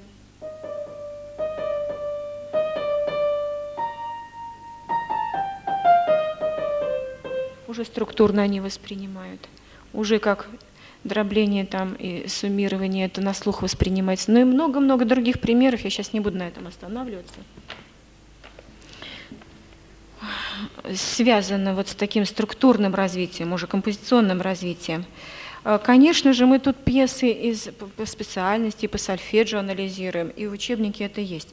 Уроки 11 и 12, да, можно использовать карточки, маленькая, большая, и вот они выкладывают. Маленькая фраза, маленькая, большая, или наоборот, большая, потом маленькая. А если посмотреть еще связать с текстом, капитан, обращение, поэтому и фразы маленькие, отдельные, улыбнитесь, растягивается в улыбке фраза. А дальше улыбка становится еще шире, ведь улыбка – это флаг корабля. Ох, какая улыбка на весь мир. Двойное суммирование даже мы с детьми узнаем и на слух, и как-то содержательно немножечко начинаем осознавать. Или солнечный круг, небо вокруг и целиком. Это рисунок мальчишки. Ну и так далее. Вместе весело шагать по просторам и так далее. Дробление уже пошло. И очень мне нравится пример из Маяковского. 140 солнц закат пылал. И рисуем. В июль катилось небо. Фраза. Была жара. Жара плыла. Усиливается ощущение жары. А потом суммируется, на даче было это. Зачем здесь дробление? Да вот чтобы эмоционально еще усилить и подчеркнуть. Жара была, да еще и плыла почти, что пылала. И мы сразу это гораздо сильнее ощущаем. Итак, урок 11-12 – вариационный способ развития тематизма. Уже не фразы и предложения, а тема целиком. А ее жизнь какова от начала до конца музыкального произведения. Особенности работы с темой на примере легких вариаций из детского репертуара на тему «В саду ли в огороде». Как удобно, возвращаемся опять к старому. И уже звучала много раз эта песенка, и Римского-Корсакова послушали. А вот теперь Берковича вариации рассмотрим. У Белочки вот в таком виде она представала, а здесь совсем по-другому жизнь ее складывается. И действительно, эта жизнь состоит из самого разнообразного ряда впечатлений, событий и вариаций. Это, конечно, разомкнутая форма. Сколько угодно хочешь, столько ты и напишешь вариаций. Дети пробуют сами сочинять. Но для меня важно, что здесь мы отталкиваемся от первичного жанра, потому что классицистский тип вариаций – это изменение первичного жанра, а в связи с этим и типа интонации. Здесь вот была песенка, а здесь вот уже танец, а здесь уже вот монолог, а здесь хоровое звучание, аккордовое. То есть от жанров опять отталкиваемся. Сочиняют они сами вариацию одну пока. Когда мы вернемся к теме вариации как форма во втором же классе, они могут уже не одну вариацию, а целый ряд сочинить на любую тему. И на вопле березы могут, но это трудно оказалось, и на маленькую елочку, может, еще какие-то темы выберут. А вот Шумана из цикла «Карнавал» мы уже слушали Пьеро, да, вот на прием развития, а тут можно еще и Арлекин послушать, то есть комплекс тем, им так интересно, что, оказывается, звуки и ноты буквами можно обозначать, и получается какие-то интересные. А мое имя можно сыграть на пианино? И вот начинаются Кати, Вани, звучат все на пианино, они это дома пробуют, вот, а потом уже начинается работа с темой. Какова ее дальнейшая жизнь, а вот что в ней заложено, например, в теме Кабалевского, что заложено, и интонация речевая, и плясовая, и потом в вариациях вот одной подчеркивается одно, в другой подчеркивается другое. А мы, может, еще и не до конца опознали этого персонажа. Мы познакомились с ним, а оказывается, вот он на что способен, этот персонаж, эта тема. А какими средствами? И все, опять круг вопросов повторяется, только на другом материале, на другом уровне уже. И начинаются самые кульминационные, подход к кульминации 2 класса, уроки с 13 по 15, мотивная работа. И опять-таки, как логика музыкального развития, как сопряжение интонаций, это термин Тюлина, более или менее контрастных. Начинаем с игровых моделей, то, что предлагает Надежда Александровна Сорокина. Они сочинили с детьми такую песенку на мотив детской песенки «Та-та, два кота». Та-та, два кота, два бодраных хвоста. Тема. Познакомились. Экспозиция звучит уже слово. И про этих двух котов эта тема прозвучала очень разнообразно. Терцовый мотив, опевание, гомообразный и по звукам трезвучия. Дальше история продолжается. Это модель, и она работает очень хорошо, игровая модель. Серый кот в чулане, все усы в сметане. Хороший котик. Ой, замечательный. Характер ласковый, облизывается прям весь вылизанный. И в мелодии мотив какой берется из темы? Опевание. Подходит? Конечно. А вот теперь история про черного кота. Черный кот полез в подвал и мышонка там поймал. Вот это да, события как развернулись. И другой мотив работает, и другой характер. Вот вам маленькая модель. Потом пошли дальше. Очень хорошо она в своей статье вот здесь вот описывает дальнейший путь работы над сонатной формой, над сонатным аллегро. Потом переходим к сонатине Бетховена, фа мажорной, и уже на более серьезном материале рассматриваем, как работают темы и ее интонации.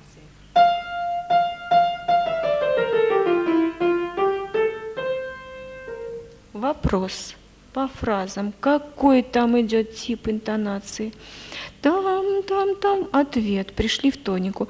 А вот дальше-то по-другому зазвучало. Не было этого в теме. Как будто другой прям тип интонации, другой совершенно персонаж, возможно, и кокетливый, и в то же время игривый. И поехали дальше. А первая часть, посмотрите. Ну, фа мажор же. Ну, си бемоль при ключе. А почему тут си бикар в конце? И тоника до. Что-то я, ребят, запуталась, не понимаю, в какой тональности сонатина написано. Ну, они мне говорят, ну дальше-то посмотрите. Ну, давайте. Смотрим дальше. А дальше тема не звучит. А что звучит? Отрывки. Из какой темы? Из такой, из такой. А характер изменился. А вот атмосфера изменилась. И вообще события другие. Они начинают спорить, беседовать, разговаривать между собой. И вообще пошли гулять по разным тональностям. Что тут такое происходит? Да, ищем, что-то мы ищем, что-то мы ждем. А в конце этого раздела, этой второй вот как бы части нашего спектакля, вообще останавливаемся на одном аккорде много раз. Этот аккорд неустойчивый, момент ожидания. Что ждем? Вот что мы ждем. Зазвучало. Ну, там она в до-мажоре. Еще не сразу мы в фа-мажор пришли. Но наконец-то знакомый нам герой появился. Вышли из этого лабиринта. И, наконец, появился фа-мажор. То есть все это с ноточками, все это есть в пособии, разбираем детально, но это все в лицах. Вот как вот на чтении бывает, в лицах чтения. Кстати, я забыла сказать, когда на пары периодичности и вот на все эти структуры поем песенки, дается задание дома самим В учебнике по чтению найдите стихи, которые подходят на пары периодичности или на другие структуры, приносят. Бывает, что ошибаются, вместе разбираемся. И здесь вот чтение в лицах как бы происходит в сонатине Бетховена. Точно так же большая подготовительная работа идет для того, чтобы послушать симфоническую сонатную аллегро. В принципе, вот симфония Моцарта, первая часть и четвертая часть может показаться преждевременной. На самом деле она так воспринимается детьми хорошо. И здесь такой благодатный тематический материал. Конечно, классицистская симфония, да еще и минорная, конечно, там вот все нетипично, все вот, если говорить на уровне даже 5 класса, совсем по-другому, может, на уровне студентов тоже совсем по-другому. Минорный финал в классицистской симфонии – это что-то да значит. Вот. А потом, где это и как это в творчестве Моцарта звучит, это тоже что-то очень много значит. Ничего не нужно этого детям, они воспринимают это очень открыто, искренне. И разговор только идет о том, как живет вот эта интонация, как она пронизывает все от начала до конца, секундовая интонация, как она от малой секунды вот этой очень чувствительной интонации, как она доходит до этих аккордов в каждом построении, одинаково устроена, от чувствительной интонации к кульминационному звучанию аккордовому подводит. Сначала это все разбираем по лицам, и вот в дирижеров предлагает Надежда Александровна поиграть. Тарарам, тарарам, теперь ваш голос. Тарарам, тарарам, тарарам, тарарам, та-та-та-та-та-та-та. Полутоновая интонация, но по-другому зазвучала. Вот они поиграли в дирижерах с этой интонацией, посмотрели глазками, а что же в разработке. Дальше вот идет еще один игровой момент. По фрагментам слушают, фрагментами слушают первую часть или четвертую часть. Можно на выбор, можно то и другое. И, наконец, они слушают первую или четвертую часть от начала до конца. И слушают с таким вниманием, и так неотступно слухом наблюдают жизнь этой музыкальной интонации. И они понимают, что вот первая как бы часть, раздел – это экспозиция, дальше разработка – это разные совершенно события. И реприза – это разные события, в них происходят разные сюжеты, разворачиваются. И очень хороший пример, на мой взгляд, предложила это Надежда Александровна Сорокина, детская симфония якобы Гайдна.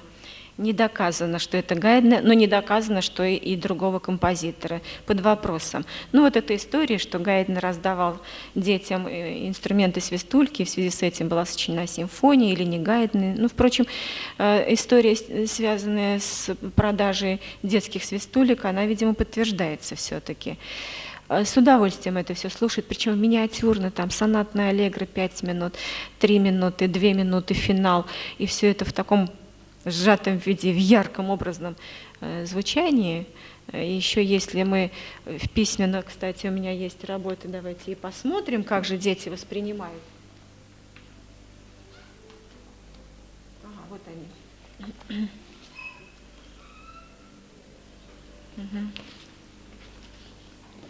Сначала испугались. А как это? В письменном виде. Во 2 классе у нас таких рассказов не было еще. Немножечко, конечно, педагог должен наводить, метод наведения по Лагутину, наводить на то. Первая часть, вот этот мальчик написал, очень мальчики мало пишут и компактно это делают, но вот настолько точно, я тут же подчеркиваю слова, которые прямо в цель бьют. Несколько совсем слов. Первая часть. Песня. Конечно, главная партия песни. Происходит игра, дальнейшая разворачивается сюжет, какие события. Игриво прыгает мелодия. Очень быстрый темп. Спор – это уже разработка. Диалог. И в конце солнце. Светло звучит. Он не написал, какая песня. Некоторые отметили, что песня Кукушкина, одна тема, более детально, детализирована, а другая песня – хор птиц. Это побочная как бы партия. Но уже понятно, что он слухом наблюдает. Вторая часть. Первое слово написал, и больше ничего не надо писать. Он написал «бал». Это уже не спор, не игра, не песня. Это «бал». Потом зовет «труба». Другой тип интонации. Звучит громко, стремительно. Третья часть. Одно слово, и больше тоже ничего не надо. «Бег». Финал – это всегда ускорение темпа. Да, вот этот вот сила, как она, центробежная сила действует, да? Бег, как будто дует ветер, прыгает, веселится задорно, и еще написала одно слово важное – пляска. А пляска – это уже обобщение, да? Это общее, это не соло, это пляска. И мы знаем, что финалы симфоний классицистских – это вот социальная уже сфера, не личная. Ну, другого типа работы. Гайден. Так, раз, Гайден. Детская симфония. Ну, вот много разных таких уже эпитетов идет. Солнечно, светлую песню поют. Сейчас я выберу. Третья часть похожа на пляску и на фугу вдруг. Вот услышала девочка. И ее акцент притопывания, фуги, акцент притопывания. А вот во второй части сделали еще такое замечание, что не просто на балу, а минуэт, низкие поклоны кавалеров и так далее, какие-то более подробные уже. Вот, очень хорошая работа. Девочка, умница, конечно, самая такая яркая девочка во втором классе была. Гайден, да еще написала 18 век. Ну, в принципе. Первая часть. Руководит кукушка. Песня, игра, солнце. А дальше на танец больше похоже. Радость, мажор, и поют птицы все. Там кукушка, тут птицы все. Трещотки. Начинается диалог. Начинается я добавляю. То, что у нее просто перечисление идет. И это нормально во втором классе. Диалог, колокольчики, лесной разговор и цветочная поляна в заключение. Второй раздел. Второй раздел, это уже экспозиция была, дальше идет разработка в первой части. Мы попали в лес, другая мелодия, подчеркиваю, другая, небольшая тревога, контрапункт, обвожу это слово, настойчиво трубы и задор. То есть как перечисление, но находит слова точные.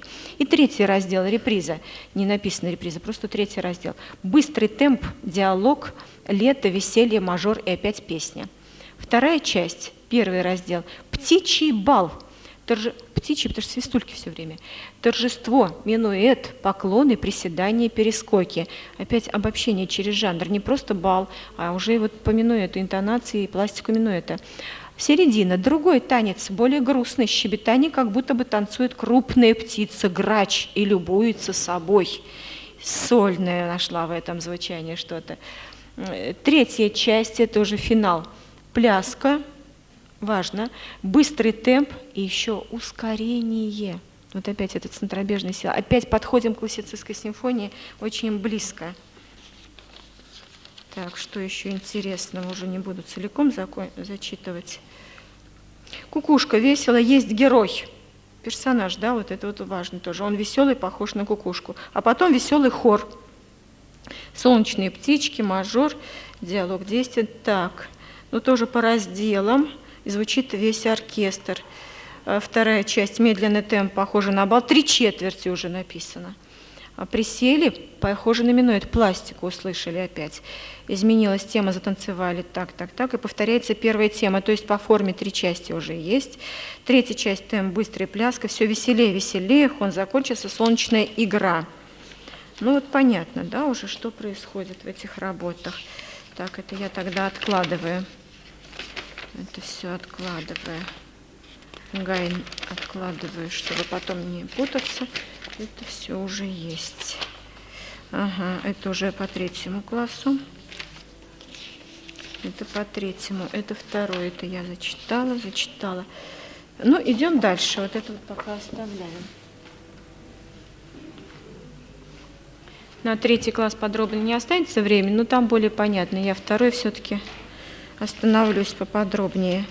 И потом мы уже слушаем симфонические произведения, в том числе и концерт для клавесина Моцарта. Очень удобно слушать, такая запись, адаптированная на детей, там текст идет, репетиция к концерту, мы как бы вот суммируем, все суммируем, отходим от такого подробного анализа, опять издалека смотрим на звучащую картину и контрапункты, все вот это вот, пытаемся это осознать.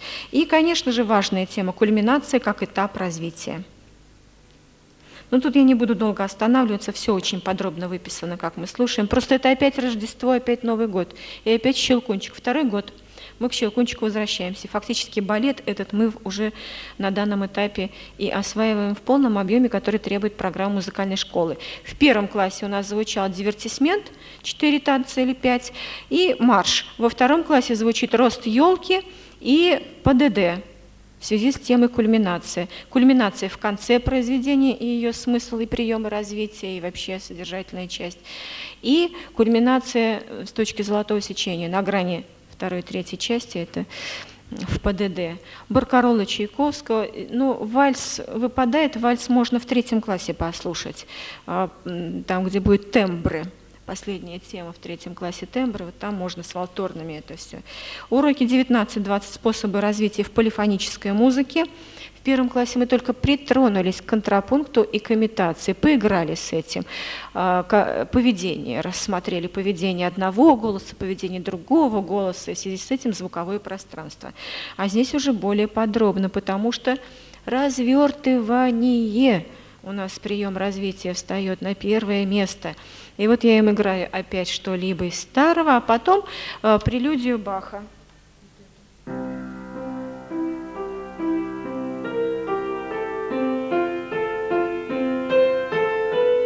Я ее играю и прошу, пожалуйста, во-первых, про кульминацию не забудьте. И вот где самая яркая точка, руку что ли поднимем, давайте. Они поднимают только в конце.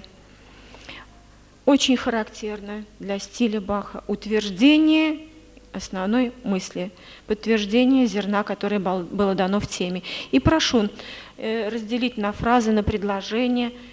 Негде остановиться, нет остановки от начала до конца. И вот мы начинаем сразу слушать один мотив, он же, по-другому, вот выше, в другую тональность. Вот можно и вторую прелюдию также послушать.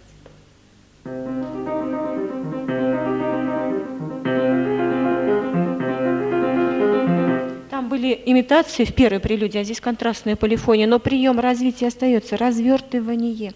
Вот взяли вот один мотив, зацепили, и развертывается, и до кульминации доходит по тональностям и так далее. И дальше в русской народной песне тоже можно рассмотреть. Но на самом деле здесь очень удобно. Кстати, инвенции мы с ними слушаем и даже уже играем вот такие зрительные моменты. Тема по голосам звучит в этом голосе, в этом голосе, в этом голосе. Можно какие-то такие таблички, можно просто на доске в тетрадочке рисовать сопрано, альт и бас, если 3 голоса и так далее. Поиграть. А вот если нет темы, значит, я рисую. Есть доска, да? Сейчас покажу, как я это делаю. Ну вот, допустим, даже если фуга на тему почтового рожка.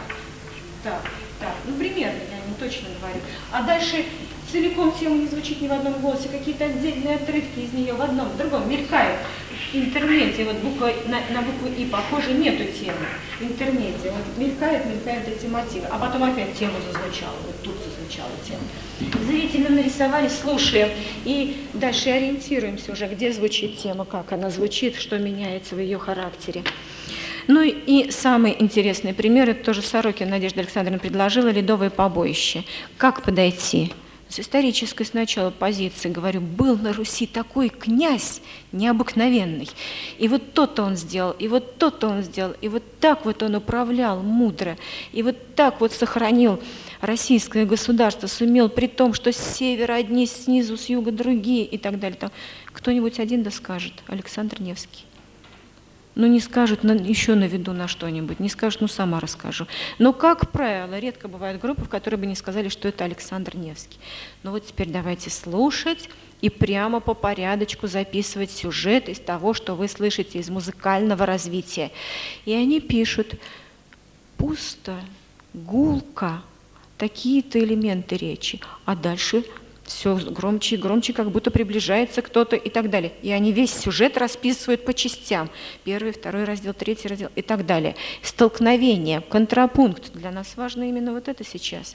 Какие-то полифонические приемы развития. Так.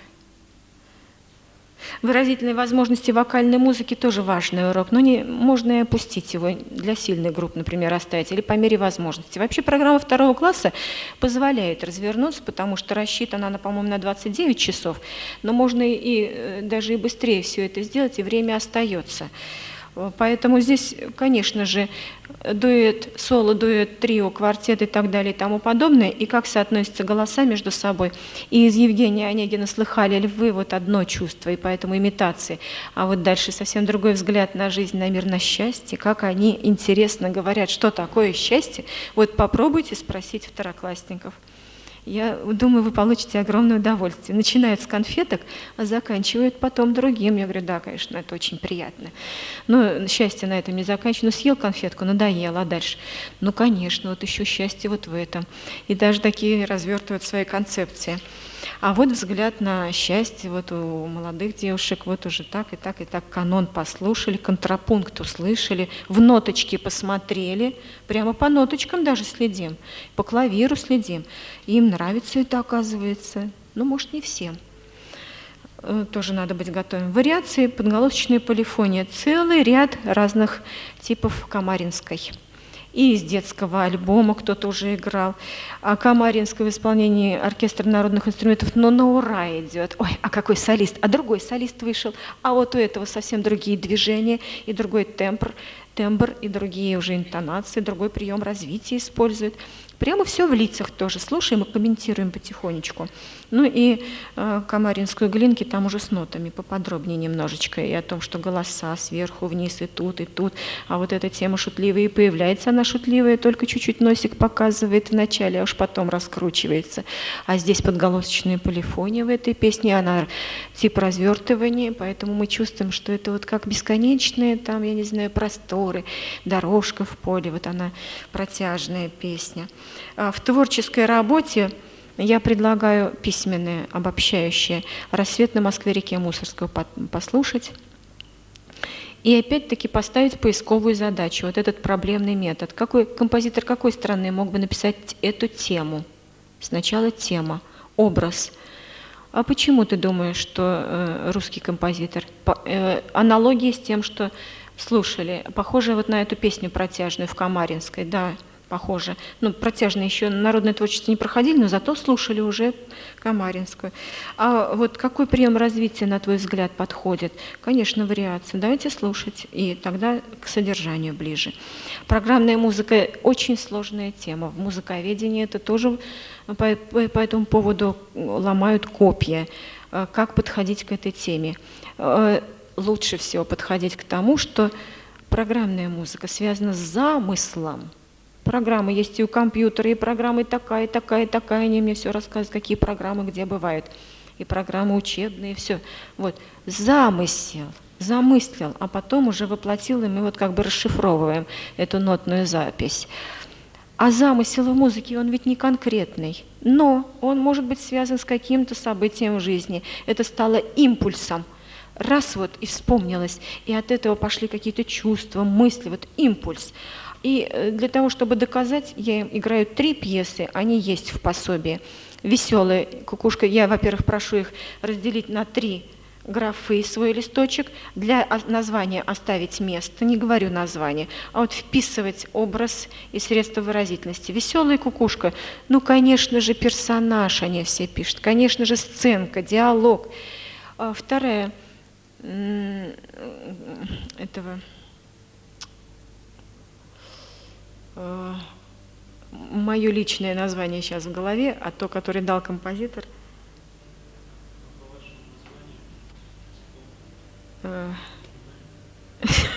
Сейчас, ну бывают такие вещи. 3-я «Кукушечка», 3-я пьеса «Кукушечка» Родионовой, Куперена. Просто «Кукушка», по-моему, да? «Кукушка», так вот и называется, да. Да, или кукушка. 3-е название «Кукушечка», но пока детям не говорю. Вот я сыграла в «Реке» вот эту веселую кукушку. Они вписали, что, конечно, персонаж, сценка, диалог, имитации слышали.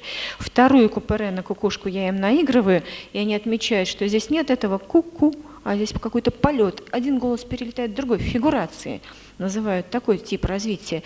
И получается, что это какой-то полет, а не кукушка. Это движение, а не сценка. Это вот даже, может быть, мотивы эхо и кукушечные мотивы на квинтах и на секстах, переклички. Это вот полет мысли, творческий полет.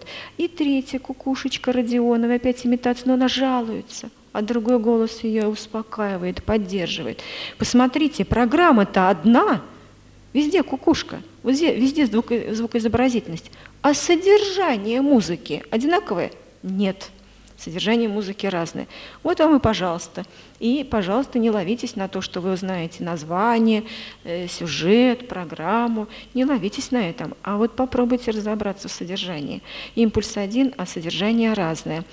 И могу такой дать тоже вопрос-ловушка. Дома, пожалуйста, заполните табличку «Музыкальная сценка», «Музыкальный портрет», музыкальные о чувствах и там что-то еще третье. Какие мы слушали произведения, впишите в эти графы, приносят. Начинаем разбираться. Музыкальный пейзаж. Какие-то примеры приносят. Но разве это пейзаж? О чем это? О чувствах. Музыкальная сценка и музыкальный портрет. Да, в названии сценка или портрет. Но разве это портрет? О чем это? О чувствах. Наталья Анатольевна вас обманула, поймала. Конечно, это все о чувствах. И нельзя говорить программы, разграничивать по этим графам. Это как импульс. Опять выходим на тему содержания в музыке. Остальные все уроки, да, и времена года очень благодатная тема. Содержание, программная музыка, во-первых, а содержание разное. И по стилям, то есть она и обобщающая тоже. Слушаем времена года Вивальди опять, зиму только теперь у нас была весна, была осень, теперь зима. И из времен года Чайковского. 1, 2, может быть, 3 примера получается. Тоже обобщающие. А комические образы в музыке с 26 до 30 урока, ну тут подробно расписано, я не буду останавливаться. С другой позиции подходим к приемам развития. Их индивидуальная трактовка, их сюжетное развитие другое. Очень вот, помогает сравнение с тем, что в народном творчестве мы находим комические какие-то, что в литературе, вот дразнилки, несовместимость, преувеличение, неожиданность, догонялки, кричалки, пугалки. Прямо вот пишем в тетради эти слова и примеры, какие соответствуют этому в музыке. Теперь я хотела бы сказать, что в 1 и 2 классе есть такие темы, которые позволяют выйти на тему народное творчество. С этого начинается 3 класс, программа 3 класса, но заложено в народное творчество в 3 класс настолько много, и это понятно, это объяснимо. Музыкальная школа находится в России, нет вообще предмета народное творчество. И даже несмотря на то, что очень много разных национальных компонентов, и тем более у вас, и в Москве тоже, как я говорила, много детей из Армении, Азербайджана, из Чечни сидит у меня, это очень интересно. На сольфеджио даже это я использую. Встречается армянская мелодия, там вот Давыдова 5 класс. А я знаю эту песню. Говорит, прямо на своем языке можешь спеть? Могу спеть, пожалуйста, пой. Проходим на народное творчество в 3 классе, говорим о традициях. Традиции разные, а вот такие традиции у нас, а вот такие традиции, даже здороваться разные традиции. А уж в пении тоже разные традиции. Очень интересно все это сопоставить и сравнить. Но русская культура, она как бы вот, ну, такой составной компонент для всех национальных культур, очень важный, раз на территории России, но обязательно, как же не знать культуру России, традиционную культуру. Это очень интересно. Сравнивай, пожалуйста, с любой другой национальной культурой, но ты узнай сначала традиционную культуру России. И оказывается, это очень плодотворный тоже способ работы с маленькими детьми. Но чтобы вместить все то, что заложено в 3 классе в эту тему, надо немножечко касаться и в 1, и во 2 этого. И есть возможности такие, например, по теме интонации в 1 классе, ну как не проинтонировать какие-нибудь народные колыбельные? Конечно, благодатная тема. Можно и другие из детского игрового фольклора затронуть на тему интонации. Очень удобно, очень хорошо. А в 3 классе вспомнить Ну, то же самое и «Каравай», и «Заинька, выходи». Для первого класса я совсем убираю вот эти все тарарарарам, распевы просто соль, ми, ля, соль, фа, ми, потом ре, ре, ре, ре, соль, фа, ми, и как диктант на сольфеджио, и как игровой момент слушания музыки. И потом возвращаюсь к этому в третьем классе. А во втором классе есть две даже темы. Ну, последний юмор в музыке, ну, это просто для народного творчества находка, всякие примеры из народного творчества. А еще во втором классе какая же тема?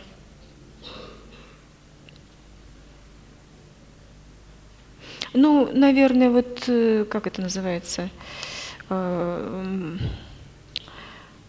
пары периодичности, вот с этим, наверное, приемом развития структурного. Вот здесь вот тоже можно народное творчество включить в программу второго класса, и без этого никак. Ну, то же самое, вокузницы, какие-то песни можно хороводного, плясового характера, они все связаны с парами периодичности.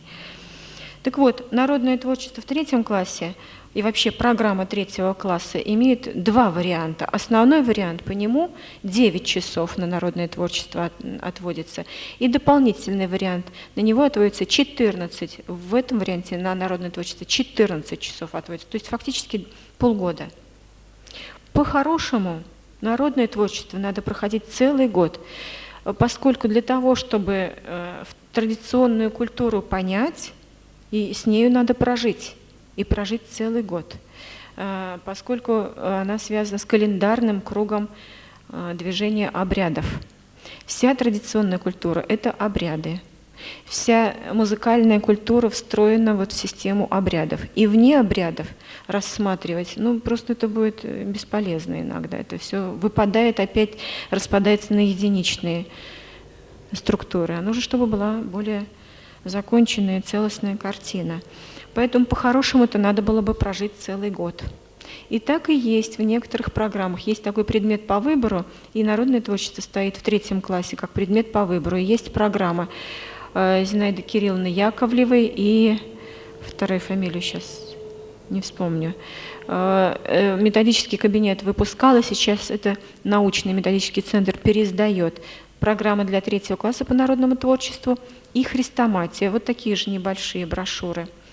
Они издавались в сборниках «Теоретические дисциплины» в музыкальной школе.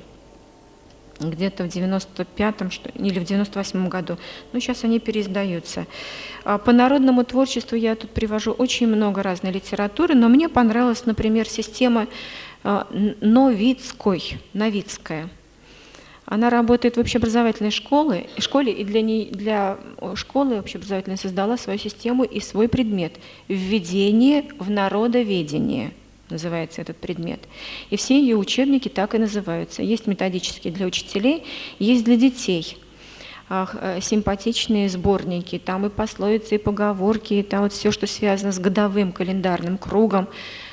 Все это обыгрывается и с иллюстрациями. Хорошо использовать. Потом очень хорошо использовать вот эту хрестоматию по народному творчеству, которая в теоретических дисциплинах Яковлевой, и Науменко «Живоронушки», ну и, конечно же, сборники хрестоматии Гиляровой.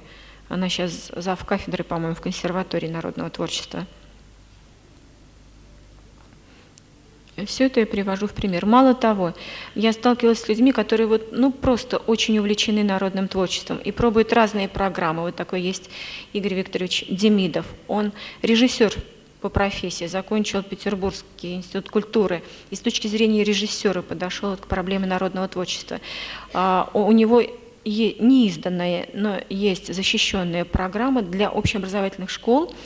Ему пришлось как-то вести уроки музыки, но с точки зрения народного творчества. И вот его программа очень интересна, я ее тоже немножко использую.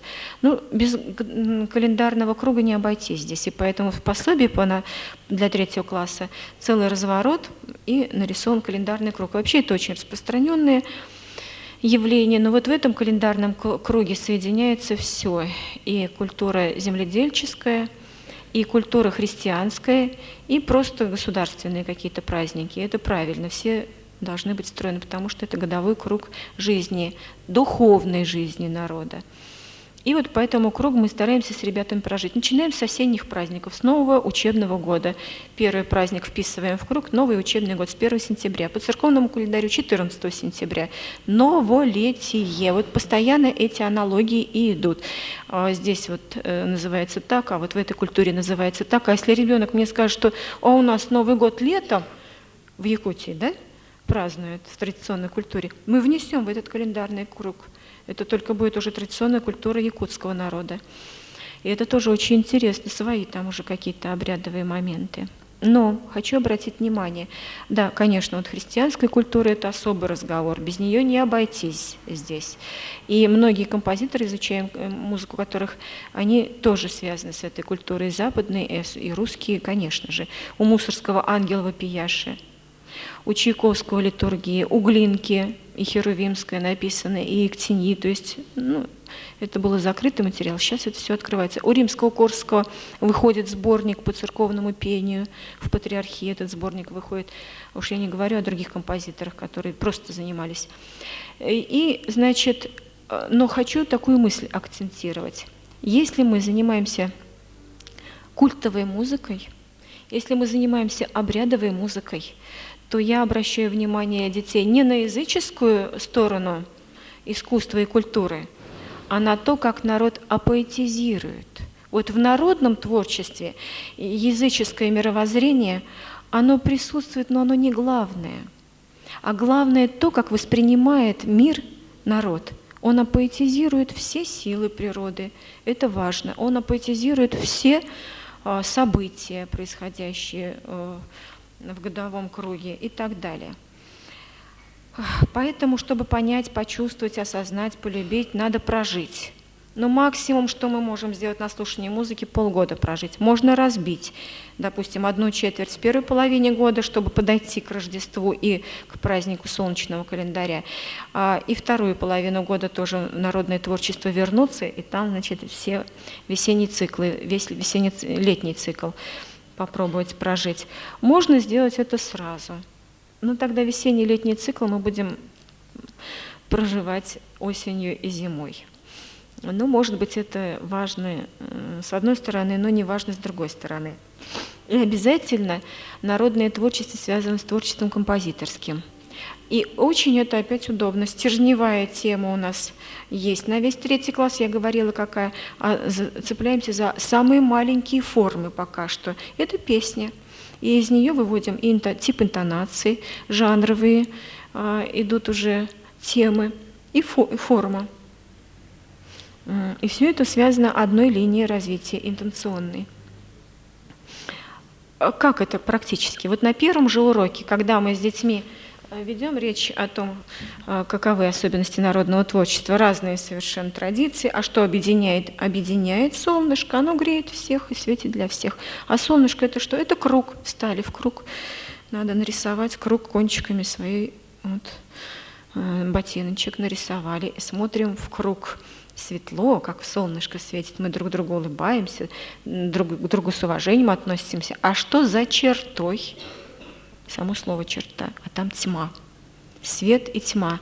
Вот это полярное восприятие, это очень характерно для традиционной культуры разных народов. Двуединые, триединые какие-то вот такие ряды. И что мы начинаем петь? Осенью сезон охот начинается, про заиньку. И вот мы встали с ними и поем. И спели. Вторая фраза. Поставили буквы А, Б,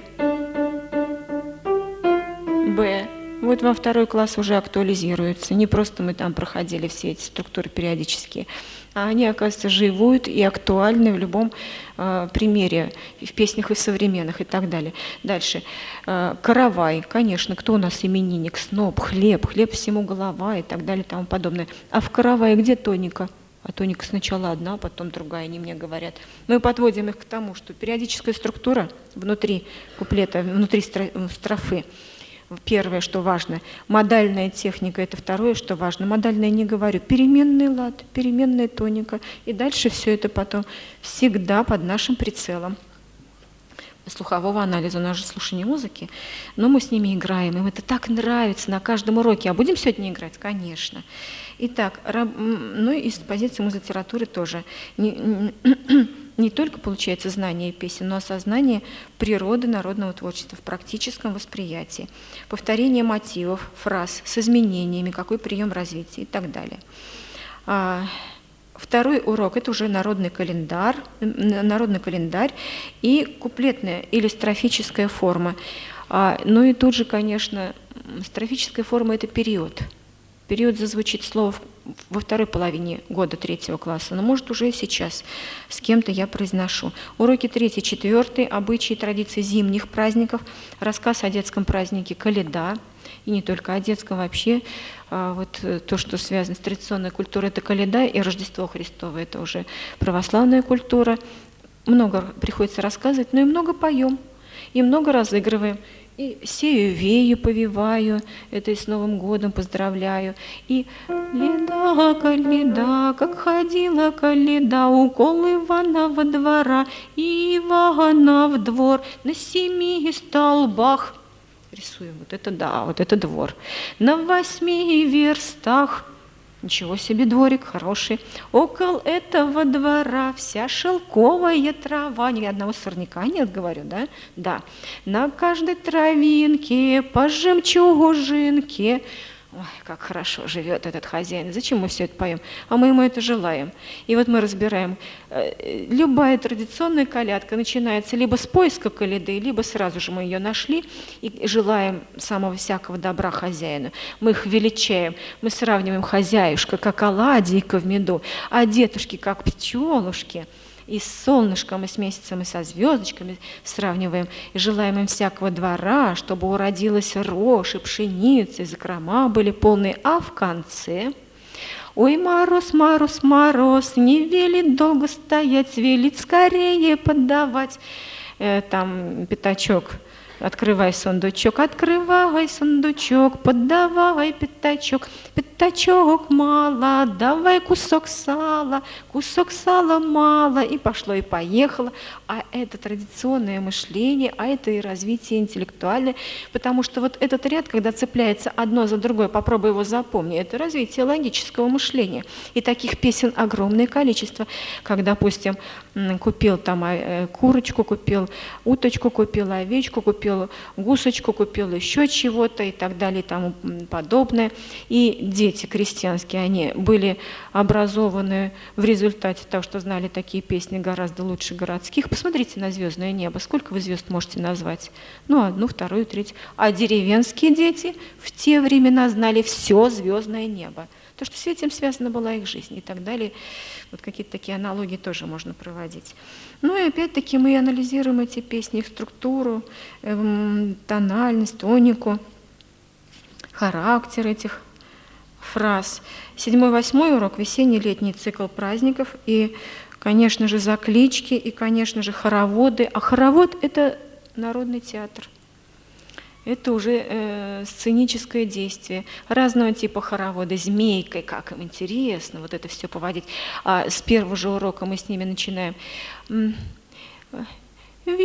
вью, вью, я капусточку. Тоника одна. Вью, вью, вью, я капусточку. Повторение. Завивался вилой кочешок. Параллельно переменный лад. И опять завивался вилой кочешок. А потом мы с ними добавим подголосочек один, надголосочек другой, пошло многоголосие. И уже это начинается работа с многоголосием, подголосочной полифонией. И начнутся песни уже другого типа, не периодической структуры, а типа развертывания. И вот это движение завивается. А еще и баловаться-то нельзя, иначе будет свалка. А нужно, чтобы это было очень сосредоточенное движение, а потом развивается. А стенка на стенку, какие замечательные песни. И бояре, и «А мы просто сеяли», и «Где был Иванушка», очень интересно, можно разыграть. Значит, девочки, стенка на стенку наступают. Как что? Где был Иванушка на ярмарке? Диалог. Что купил Иванушка? курочку. И девочки, курочки, вот у стенку на стенку, точно. Курочка по сенечкам, точно. Зернышки клюет. Мальчики пошли широким шагом. Иванушка в горенке песенки поет. А потом количество элементов уже в каждой строфе увеличивается, и нужно распределить шаги так и топнуть в нужном месте и обратно вернуться. Вот, это очень тоже непросто поначалу, но интересно для них, игровой момент. Ну и, конечно, круговые хороводы. Это все от весенне-летний цикл праздников. Ну и помимо того, опять это годовые обряды, это много-много рассказываем. А как же композиторская музыка сюда встраивается? А вот гадание, подблюдные песни. Каждый раз повторяем, как называются песни зимнего праздника. И щедровки, и овсеньки, таусеньки, колядки, и подблюдные песни, карельные песни. Как только мы во 2 классе, кстати, в сольфеджио Барабошкиной «Слава на небе солнцу красному», последний номер самый, спели, всегда наизусть задаю. Вот. И потом, значит, на уроке слушания музыки спели, а потом я открою, посмотрите-ка, к этой песне что-то добавлено.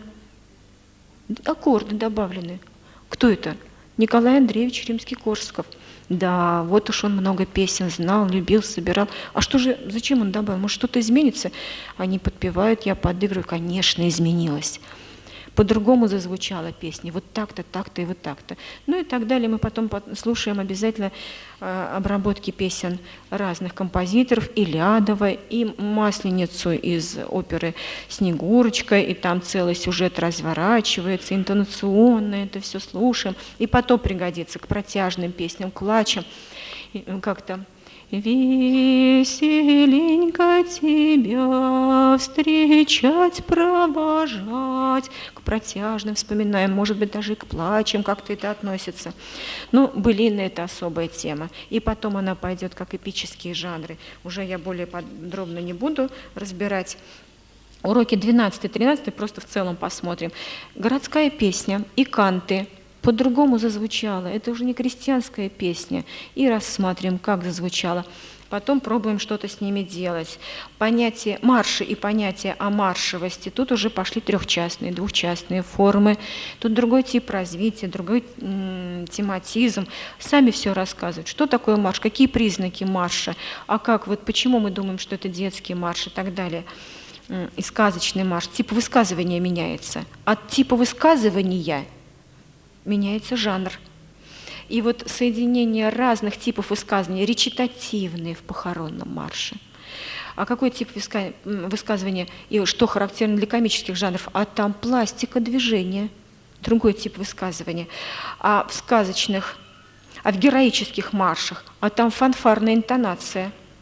Вот такие отличительные особенности. Роль контраста в восприятии целого, уже можно так ставить вопрос, потому что, как правило, трехчастные марши. Уроки с 16 по 19, ну, просто сплошное удовольствие. Это танцы и танцевальность. Каких только танцев мы не слушаем, какую только пластику не пытаемся изобразить, отталкиваемся от того, что в 1 классе уже послушали. И минуэт, и гавот, и полька, и вальс, и даже там была сарабанда вдруг случайно. Но, рассматривая старинные танцы, мы замечаем, что здесь 2 части, двухчастная форма, ну какая-то необычная, так же, как в прелюдии Баха до мажорной. Остановки нет нигде. Как бы период типа развертывания уже мы смотрим. Но только, может быть, и не называем, мы это практически осваиваем. Мы уже это понимаем как явление, мы уже это слышим. Прием развития развертывания от начала до конца 1 раздела тоника доминанта. В ноточки посмотрели. А потом обратно. Доминанта тоника. Это же старинная двухчастная форма. И в 5 классе, как нам легко слушать Баха, примеры на старинную двухчастную форму в его же сюитах. Но тут вот уже шире спектр танцев, танцы народов мира, и у вас тут национальный компонент очень интересный. И, конечно же, разнообразные формы и вариации. Формы пошли вовсю, причем тоже активно воспринимать стараются с точки зрения пластики и с точки зрения формы. Тамбурин Рамо, давайте послушаем. Но только вы не просто слушайте, а обозначайте буквами, Как хорошо, что мы буквы начали во 2 классе писать. Сначала маленькие фразы обозначали, а потом уже крупными обозначали разделы формы. И вот тут, там, правда, трудно это услышать, и я немножечко их навожу. Вот новый раздел, вот новый, вот это вот новый. А вот как только новая буква, как только повторение, старая буква, они пишут А, Б, А, С, А. И кто-нибудь обязательно скажет: да это же ронда, Наталья Анатольевна, ну что вы нам тут голову морочите, что мы ронда, что ли, не знаем? И мне делать нечего, уже с такими детьми, молодцы, говорю. Потом, когда уже пойдут формы в конце 3 класса, простые музыкальные формы, тоже по-разному к ним можно подходить, с разных позиций. Из позиции сказки, вот рассказать, допустим, сказку, одну и ту же сказку в форме представить ронда, а ту же сказку в форме вариации можно представить, ту же самую сказку можно представить в форме трехчастной. Могу прийти на урок, написать буквы, допустим, А, Б, А. Они мне тут же выкрикивают, ну пока там они раскладываются, я пишу. Это трехпятичастные, А, Б, А, С, А, Б, А и так далее. Вот мы все эти формы раз вот прослушали, посмотрели. И вот по поводу жанров вплотную идет разговор, что такое жанр, слово звучит, естественно, уже. Игорь Стравинский, то, что я уже называла, 8 пьес для 15 инструментов записано в новой фонохрестоматии на кассетах, и я вдруг попробовала это с 3 классом послушать как самостоятельный анализ. И я уже вам говорила, была поражена их чутким слышанием. Жанровой основой, только с точки зрения жанра. Вот. Нет, это колыбельная. Письменные работы где-то были. Вот, нашла. Игорь Стравинский. Да, тут и «Рассвет на Москве-реке» я взяла работу тут с рисуночком. Общая характеристика образная, а потом по вариациям. Все слышат обязательно во 2-й вариации, что это набат, колокольные звоны из 1 класса, набат. Никто не говорил им ничего, вот та же самая тема зазвучала иначе и написали. Очень верные ориентации жанровые. И теперь, значит, Игорь Стравинский. 2, что ли, работы. 8 миниатюр для 15 исполнителей. Сложный музыкальный язык, современный. Но жанровая основа очень ярко выявлена. И вот что они пишут. Не просто песня, танец, марш. Песня и танец, и речь в 1 номере связаны в одно. Песня, танец и речь. Легато, нежно, сказочно, многоголосие, завитки, медленно, покачивание. Опять пока что через запятую. Еще пока нет вот этих эпитеты, даже здесь не важны. Не важны наречия, не важны связанные. Здесь вот важно наблюдение, слуховое наблюдение и фиксация через запятую. А уже типы рассказов будут работы позже. 2. Марш и полька сочетаются. То есть, видимо, какого-то игривого характера марш. 2 четверти, 2 голоса и даже выписан ритм. Четверть с точкой, 8 с точкой, 16. То есть четверть с точкой 8 и 8 с точкой 16. 3 номер.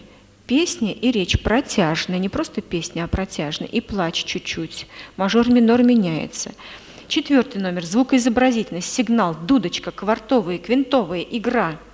5 номер. Речь и песни, тревожно, покачивание и незакончено еще и пластика хоровода, вот по кругу как бы. 6 марш, 4 четверти пишут, шаги.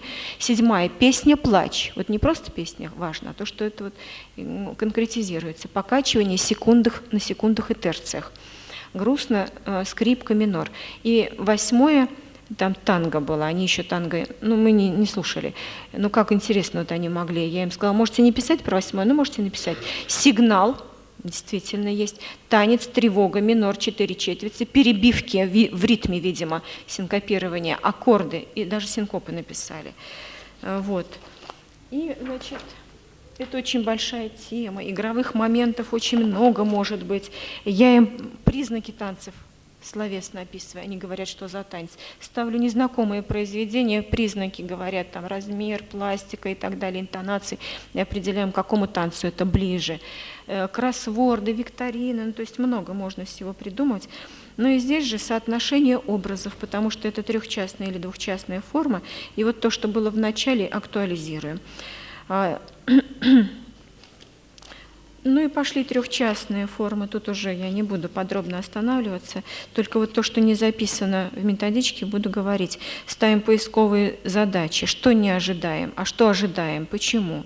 Обязательное наличие контраста, нового образа, на это обращаем внимание. В трехчастной форме, например, да. Музыкальный материал, например, шире, чем в 4 классе можем объять. Какие музыкальные события, логика становления формы, активизация происходит в связи с этим восприятием. Форма ронда. Вот тут романс Бородина «Спящая княжна». Я сначала читаю текст и спрашиваю, в какой бы форме вы написали музыку к этому романсу. И, как правило, они говорят либо ронда, либо трехпятичастная. Я говорю, так и есть. Вот давайте послушаем, как у Бородина. И начинаются характеристики разные. Вариационная форма. Так, интересно очень. Я забыла, один момент упустила. Это же важный. Аналогия с литературным текстом. Вариационная форма, сразу вспоминаю Маяковского. Что такое хорошо и что такое плохо. Чистейшие двойные вариации. Разобрались, послушали свои примеры. Кстати, со вступлением и кодой. Помните, да? А вот когда мы слушаем мотивное развитие и логику сонатной формы, тогда я вспоминаю с ними «Мой додыр», и сразу же герой-персонаж, одеяло убежало, улетело, простыня. Вот так же врывается тема в сонатной форме, неожиданно персонаж врывается. А дальше побочная тема. Как там? Вдруг из маминой спальни, другой герой, кривоногий и хромой, другие средства выразительности. А потом разработка моем, труба чисто. Ну, это же просто мотивное дробление. И как оно из одного голоса в другой, в разные тональности, разный смысл. И, наконец, реприза и пирожок прямо просится в рот. И прибежала арифметика с грамматикой плясать, реприза главной темы. И реприза побочной темы. Вот теперь тебя люблю я. Вот теперь тебя хвалю я. Другая тональность, другая. Соединились, тональное примирение произошло. Примирение, конечно, все примирились. И даже коды есть. Давайте же мыться и так далее. Там подобное. То есть вот это интересно еще, что не записано в методическом пособии. Ну и последняя тема. Симфонический оркестр. Ad libitum, как говорится, на ваше усмотрение даются музыкальные примеры, и подход к ним тоже. Но главным является здесь, конечно, вариация на тему Пёрселла, Бриттон, который написал.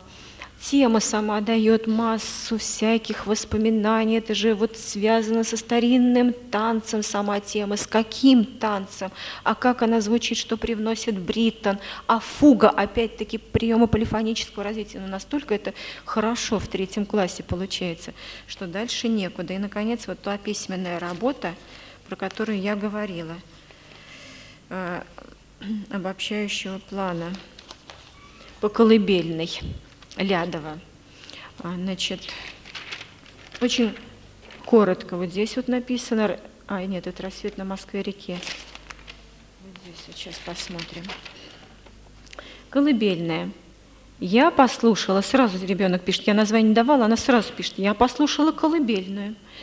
Впечатление осталось замечательное, с восклицательным знаком.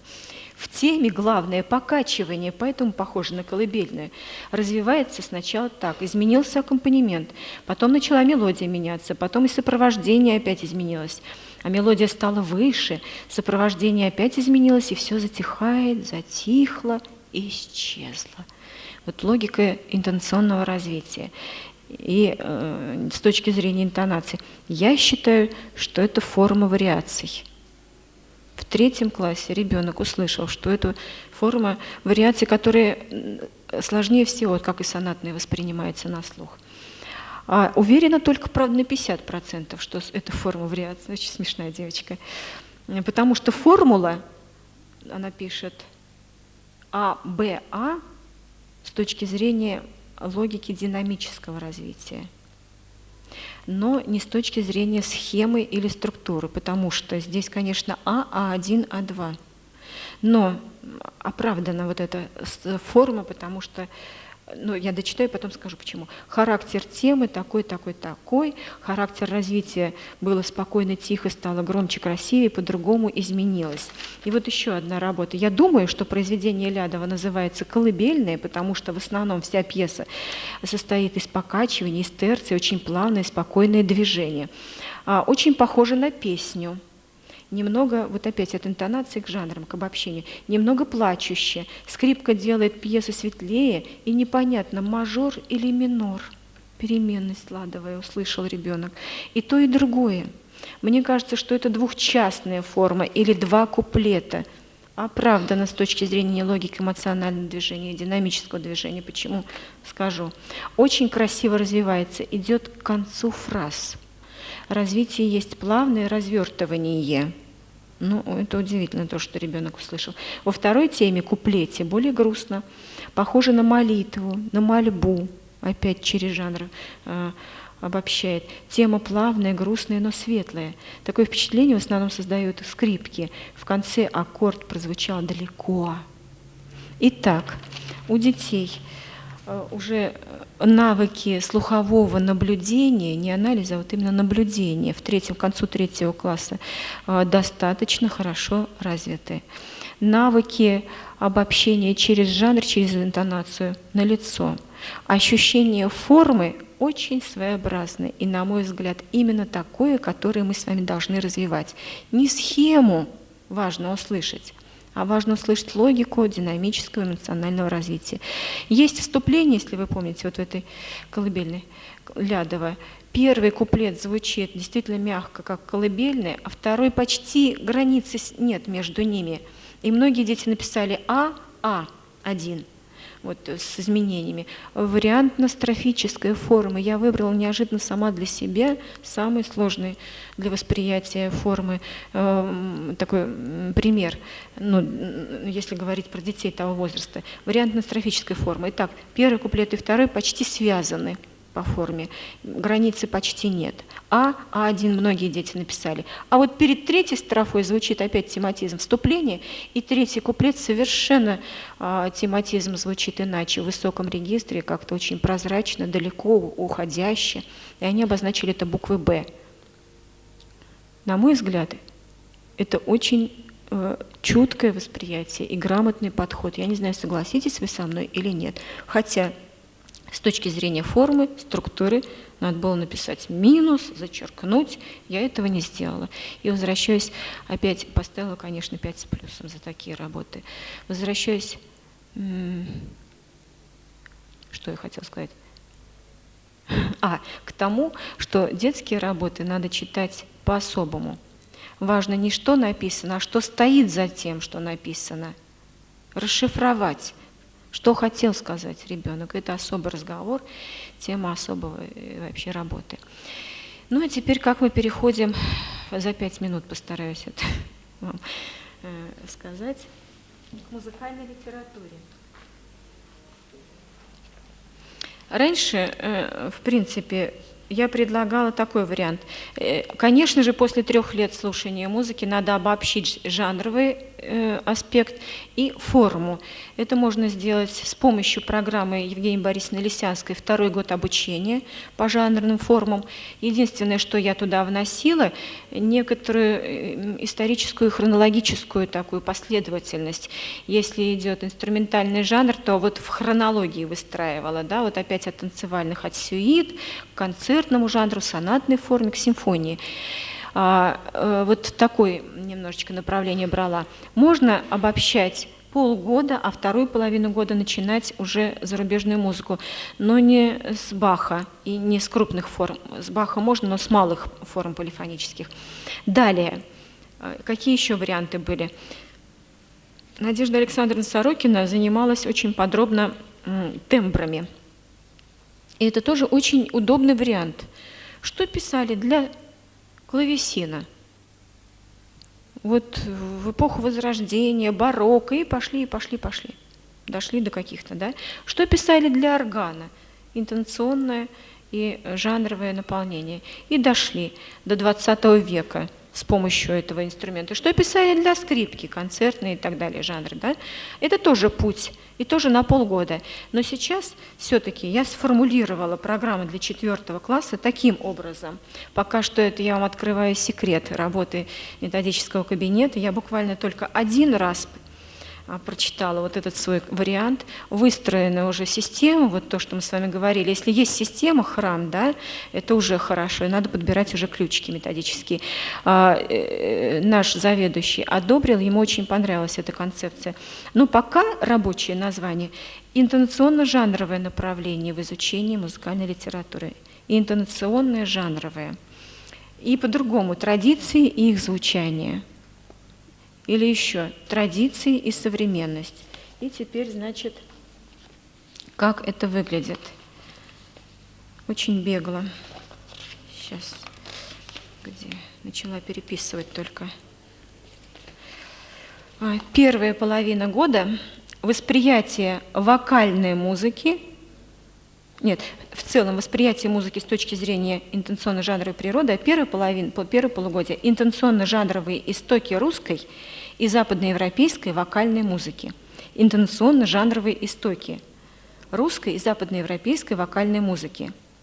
Первая четверть – русская музыка, традиции и современность.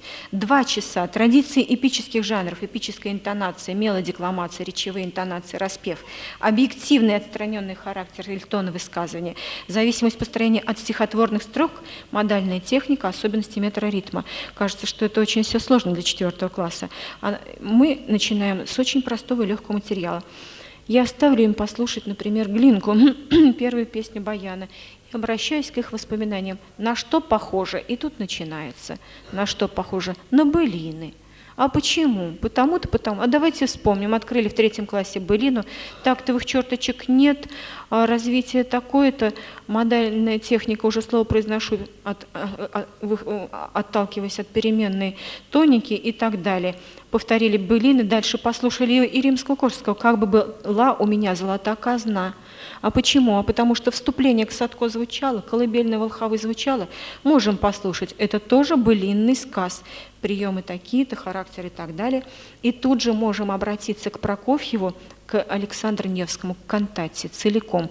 Потому что под углом зрения эпическая интонация очень воспринимается детьми хорошо.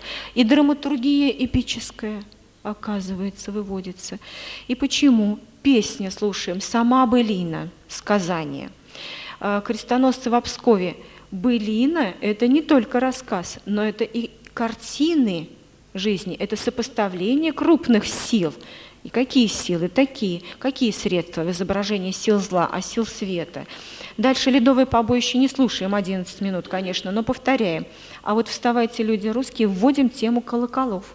И фрагмент из финала песни, и как она развивается, да, вот уже там контрапункты и так далее, в увеличении, и колокольные звоны. Вот из эпической интонации мы выходим на эпическую драматургию. Понятна логика, да? Есть логика. Далее, традиция лирической протяжной песни, 2 часа. Лирическая интонация, лирико-эпическая, лирико-драматическая, но достаточно обобщенная, объективизированная. Вот хочется сказать внеличная, но не имею права, потому что все-таки лирическая – это личное, но она очень объективизированная в традиционной культуре.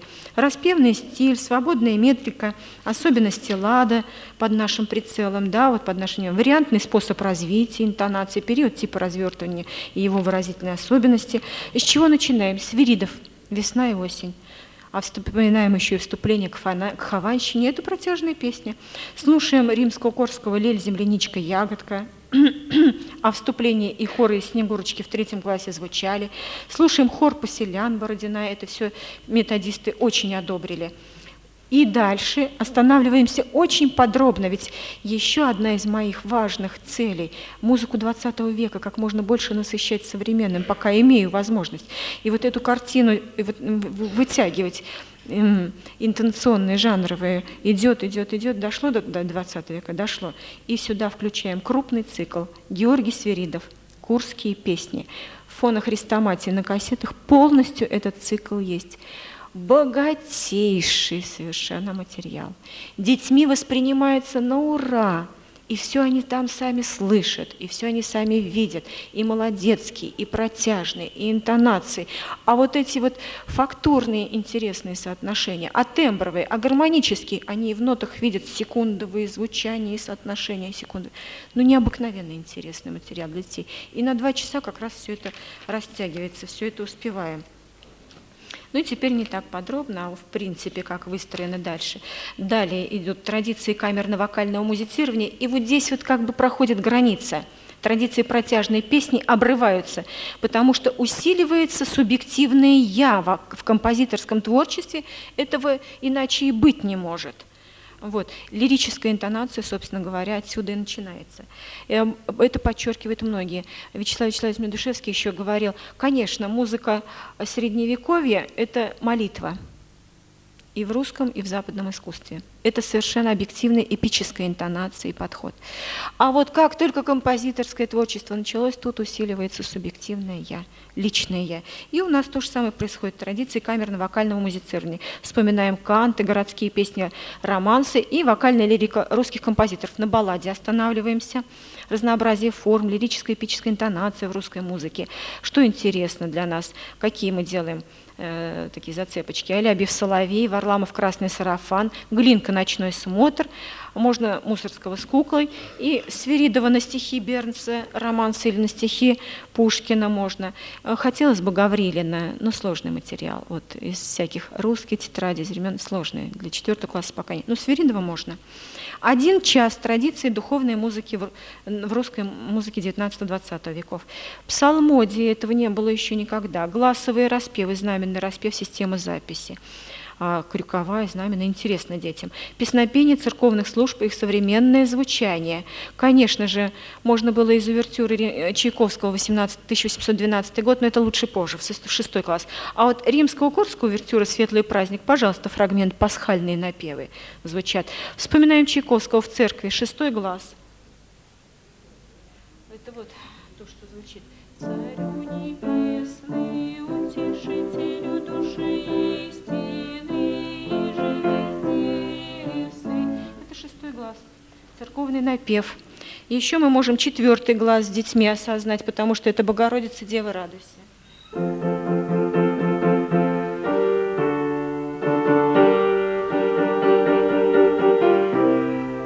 Фа мажор, соль минор, переменные, тоника, параллельно переменные лады и так далее. Можно знаменный распев какой-то найти, послушать. И дальше интересный очень пример Чайковского, ну, песнопение церковное, «Господи помилуй». Удивительно воспринимается детьми, потому что вот одно лишь слово. И то слово, которое не могли никакие репрессии зачеркнуть, вычеркнуть из нашей жизни. Во многих случаях жизни вы сами не замечаете и говорите эти слова «Господи помилуй» или как ищи, слава Богу. Это из церковных служб, пожалуйста. Потом западная духовная музыка, Глория, то же самое слово, Кирия Лейсон, то же самое слово. Вот «Господи помилуй» мы послушали у Чайковского, Кирия Лейсон, Шуберта послушали, сравнили. Следующая тоже тема, значит, западная духовная музыка, 1 час. И по такому же плану совершенно мы идем в вокальной музыке западной. Старинная вокальная полифония, камерные жанры. Я уже не буду подробно, традиции камерных вокальных жанров.